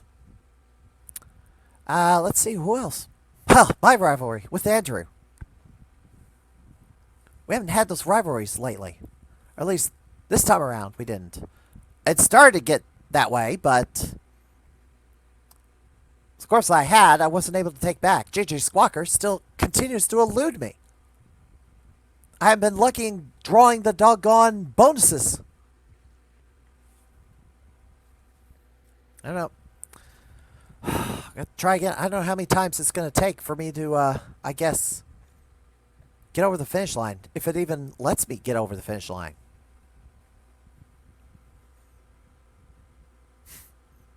Yeah, and ironically, Claudio Capello called it that night as to why. As to who got the award. He wasn't on my radar. So here's the real question. Should Zurst have gotten it a second time? That's the bottom line. Why not Zurst the second time? Now she's crashing the stream. Oh, good grief. These cats have gotten squirrely. Anyway. Yeah, it's late. They need to go to bed. Well, I'm glad they're getting their energy out now, so I can sleep! Anyway.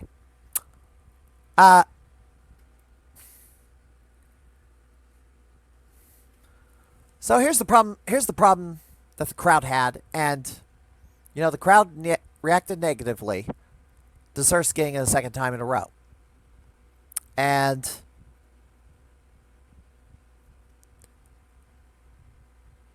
the deal is, if you're going to win the belt the second time, as I stated earlier, you have to go above and beyond what you did in your first reign. And when Doc was going through his speech as to what he was not seeing and not having anybody to pick from, when he got to the end, he looked at T20 again to determine who the Game of the Year was. Now, the first time around, Justin Withel being picked as Game of the Year was believable, because Doc, in about a month or two beforehand, before the T20 tournament, he was threatening not to give out Game of the Year because he wasn't seeing an effort or wasn't seeing things that would warrant getting the title. I disagreed with that assessment.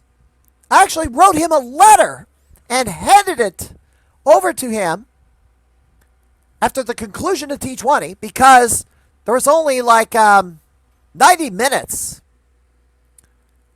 between the end of the tournament and the award of the Game of the Year award. It happened to fall on a Sunday, the same day as the last day of the tournament. Perfect storm, isn't it? Zurst won. Defeated John Liming by 1 point. Closest finished ever.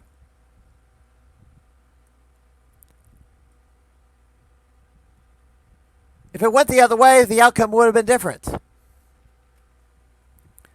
Regardless, Doc did award Game of the Year to Zurst after T20 was over. And it was plausible. It was believable. It was overdue, for that matter.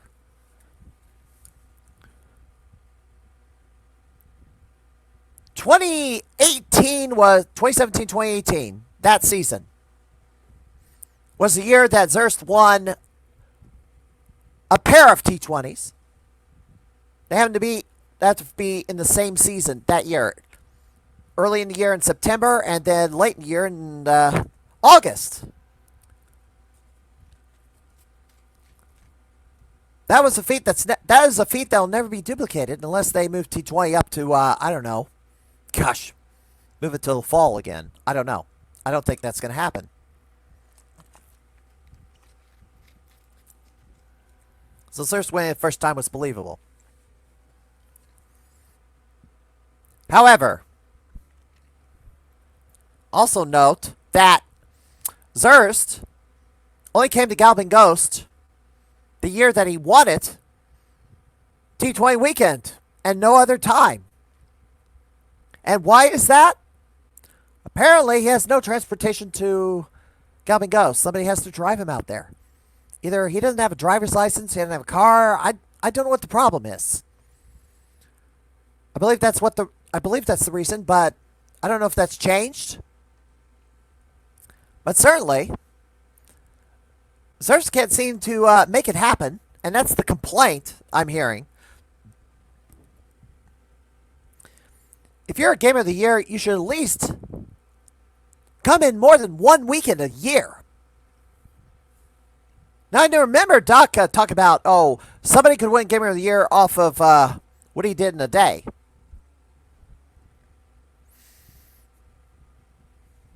Well,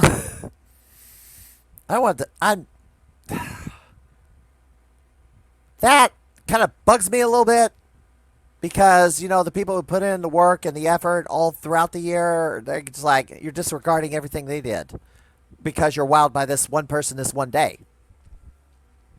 And Claudio kind of called it correctly.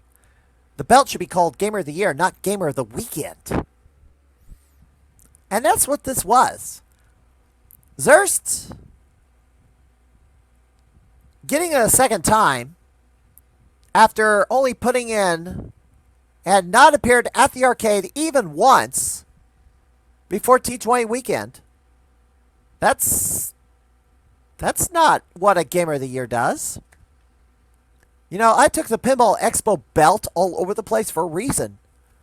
I want that belt to be seen. Zurst didn't have possession of the belt most of the year. He had it with, is there one of his friends, Jamie Tibbetts or Fred DeHart, was holding on to it for him in case he could not make it back. Apparently he couldn't mail the belt either. I don't know. But I at least had possession of the belt and, show it off among my peers. Yeah, the year that he didn't do T20, he's supposed to send the belt back. So I'd have possession of it for a year. They had to make a new belt for me because he didn't send the original belt back. So I decided to create a new belt every year for that reason. So I have that belt to keep. I was the first one. I was the one who got my own belt because, I guess, issues. My sister wanted to go drive over to Madison, Wisconsin and show up at his doorstep and beat him up for that belt to bring it to me. But anyway, above and beyond your first reign. And Zurst did the same thing he did the previous year and the same thing he did the year before that. And prior to COVID, apart from the 1 year where he happened to win 2 T20s in the same calendar, 12-month period, within about 11 months apart, that was all. That was pretty much. It's rare that he even shows up midway during the year. Why? Hey, you got to find. If you're a Gamer of the Year, you got to find some way, make it happen. Why is Zurst not able to make it happen? And that was an argument by a person who booed, and actually cursed out the decision. I'm not going to name who it is, but you probably figure it out on your own. I mean, yes, if you're Gamer of the Year, you got to show up. That doesn't make any sense. Or at least go around and show off that you're the champion. But Zurst isn't on. Zurst pretty much stays off the grid. Also, that's another thing. He's not on the grid at all. Not on the internet. Hardly.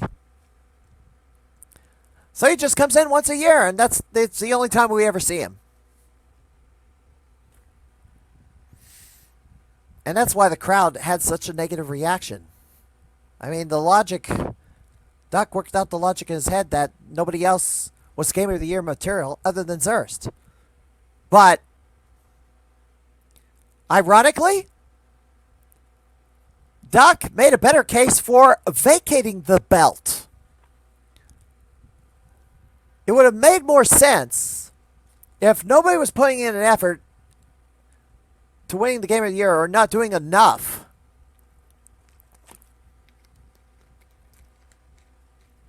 Maybe he should have vacated the Game of the Year belt instead of give it back to Zurst. It would have been more believable for the reasons he cited. But the problem is, he set the standard of going above and beyond to get it a second time. And he set that aside. That's the problem everybody has. That's the problem the crowd has. That's what the general public, that's been the reaction by the general public. And, I think the wrong call was made on this one. Now, that said, congratulations to Justin Vithel for winning the bell the second time. Winning it back-to-back. But now that you're Gamer of the Year a second time, you need to prove us wrong. Everybody wrong. And prove us wrong and show us that you deserve to hold this belt a second time. Get your tail to the arcade. I don't care what it has. I don't care if you have to get an Uber, get a ride from have somebody drive out to Wisconsin to pick you up and drive you over there, or go to driving school, get your license, get another car, get a car, and make your way to Cabin Ghost, or take the train for that matter. Find a way to get your tail over here and set some scores. You know, you'd be on top of the leaderboard if you were here a lot more often than you've been. And you're Gamer of the Year. You got to act like it. Not Gamer of the Weekend. Gamer of the Year. That's what we need. That's what the public expects. Now,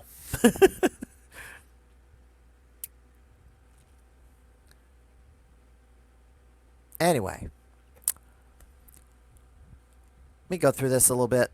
So, other people have been named as possible candidates for Gamer of the Year. I said Jim Patzer. It's my top pick. Doc felt that he didn't do enough. And, however, some things kind of bug me on, some reasons bug me there. Yes, Patzer got some top scores. He broke into the top 10. Did the max out on Rainbow Islands and Dick Duck 2. Got some top scores in other games like Toy Pop. Regular participant in the Blade Wars tournament. He's usually the top scorer in the Arcade Wars. However, that top score was for Team Garcade, not Team GGA.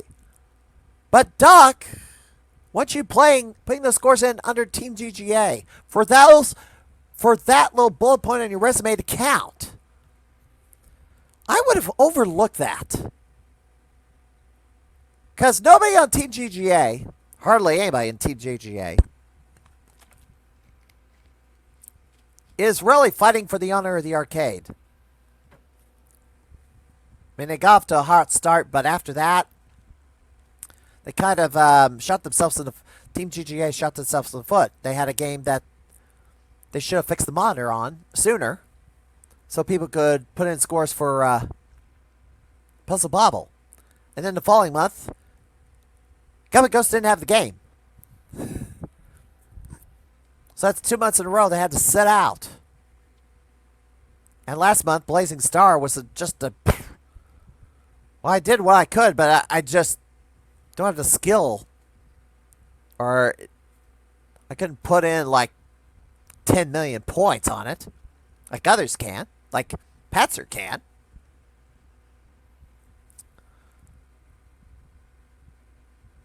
Duck didn't think he did enough. And that's why he was passed over. Andrew is always going to be a contender. Perennial favorite. Just because. Andrew's resume this last season wasn't as strong as the previous year. The year Zerst won it the first time. That would have been the time where Andrew should have gotten it a third time. But his resume was a lot stronger a year ago than it is now. There's things that he accomplished that he didn't do this time around. Of course, there was also a 10x belt in play that was retired. With that out of the way, well, okay, getting scores and getting tokens was pretty much, but the only tournament Andrew participated in was the Pinball Expo tournament, and I beat him. Hey, I beat Andrew at something. Anyway, beat Andrew in the Pinball Expo tournament. Handily. Which I was proud of. But he was not C2E2.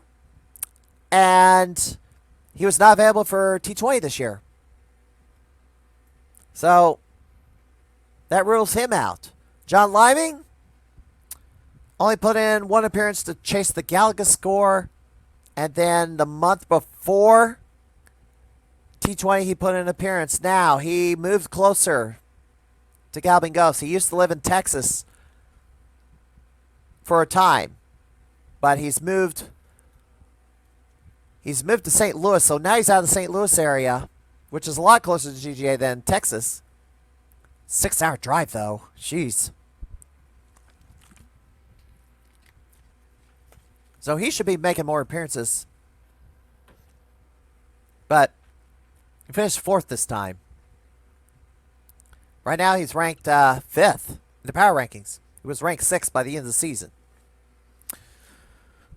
Plausible he could have gotten it. But Doc decided no on that one. Eric Pearl, same deal. Gosh. Pearl only came up once since the last T20. He finished 3rd again. Not enough. So everybody else on the list. Never fail. Pretty much he hung his hat on fighting game tournaments, but they didn't want to count Bloody Wars. They didn't want to count Bloody Wars in the debate over who should be Gamer of the Year. Because Galvin Ghost itself wasn't running it. JP Pitts was running it. Not Galvin Ghost. Galvin Ghost has to run it for it to count.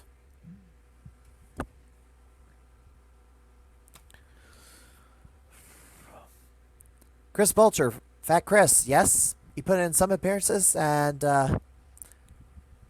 he's in the top 20, but not the top 15.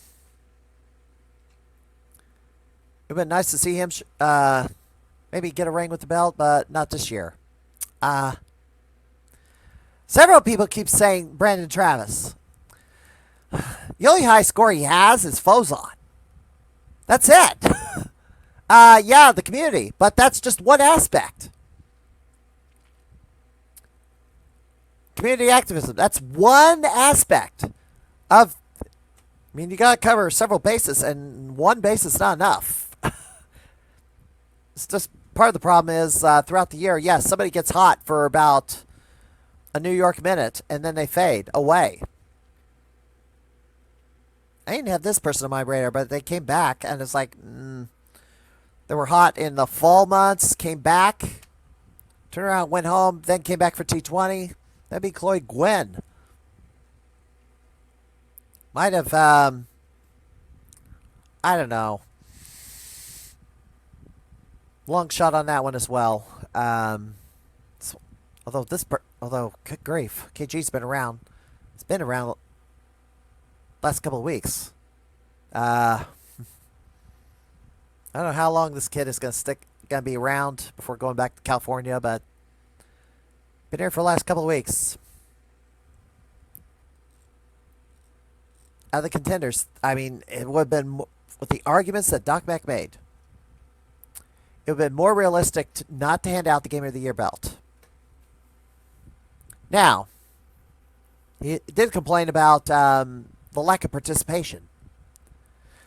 Part of the problem, reason why there's the lack of participation, has to do with one thing. Promotion. Promote, promote, promote, promote. Sure, you're promoting it on the Monday Mystery Games stream every week, but I wanted to promote the T20. Wanted to post I made a flyer and wanted to post it in a bunch of Facebook groups. But I couldn't post it. You know why? Because it had the GGA logo in it. Galvin Ghost has been stuck in, I guess, has been stuck in some trademark battle over its logo. I don't know when it's going to get resolved, but that's getting in the way of promoting. Because they didn't post the official graphics for the T20 tournament until a week before. I needed it weeks ago. You can't wait till the last minute. I needed an official flyer from them weeks ago. Just posting a photo I took inside of the arcade is not what I needed. You know, it's probably a good thing I didn't make a commercial this year, because I made a TV ad the last few years promoting T20. I mean, the wrestling business thrives on promoting, and you had to run. promoters have to promote their wrestling shows to get a fan attendance as much as they can in the weeks leading up to their next event. Should know this better than anybody. We needed the advertising in hand that we can share weeks ago. Either that, you're going to have to let us make our own flyers to help you out, but this handcuffed yourself with this trademark battle, and that's not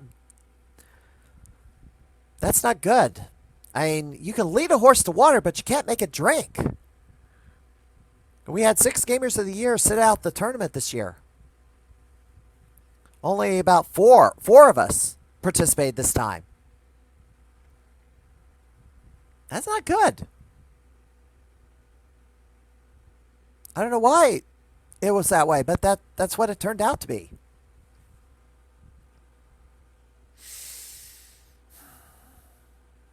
So we need that advertising. We need to do a better job of promoting. And here's the other problem: Galvin Ghost Productions is backed up on posts for a couple of months, 3 months of posts. That because they've set the group to they must approve all posts. Doc Mack doesn't have time to go through all that. I put a post in there of me posing with the belt in several different arcades. It's been sitting there for almost 3 months now. He doesn't have time to do this. And I think GGA needs to appoint a social media czar to handle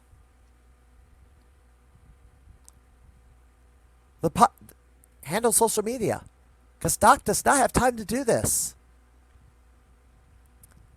I also floated the idea of creating a ghost or patrons of the ghost group, because Jimbo Slice has a Slice of Life group that he doesn't want to use anymore. He created it. This turkey's joined me again. He created it, but got out of it because he didn't want to manage it. He doesn't. So I was thinking of converting that to a patrons of the ghost group, so people who play at the Goblin Ghost regularly have somewhere to post about the Goblin Ghost in a central place. The problem is, if I do this, I'm going to get a message saying to shut it or get rid of it because of, I guess they want to control, I guess they don't want to, I guess it's in conflict with something. I don't know. Obviously can't post ghost logos on it. Maybe post an outdoor picture of the arcade. But they're worried about, I don't know, not having full control of it, but something's got to give here. People want to talk about the arcade and the games at the arcade, but they don't really have a spot to do it. They can't do it in the productions group. They can't, because of that backup, that backlog, that very long backlog. So we have to do something. They're going to have to do something soon, or at least there is interest in having a patron group of Galvin Ghost players. The sticking point is getting the green light to do this. That's the problem. I have this forum here to express my views, because I certainly can't do it on Monday Mystery Stream. I can't post my thoughts in the Ghost Productions group because of that backlog too.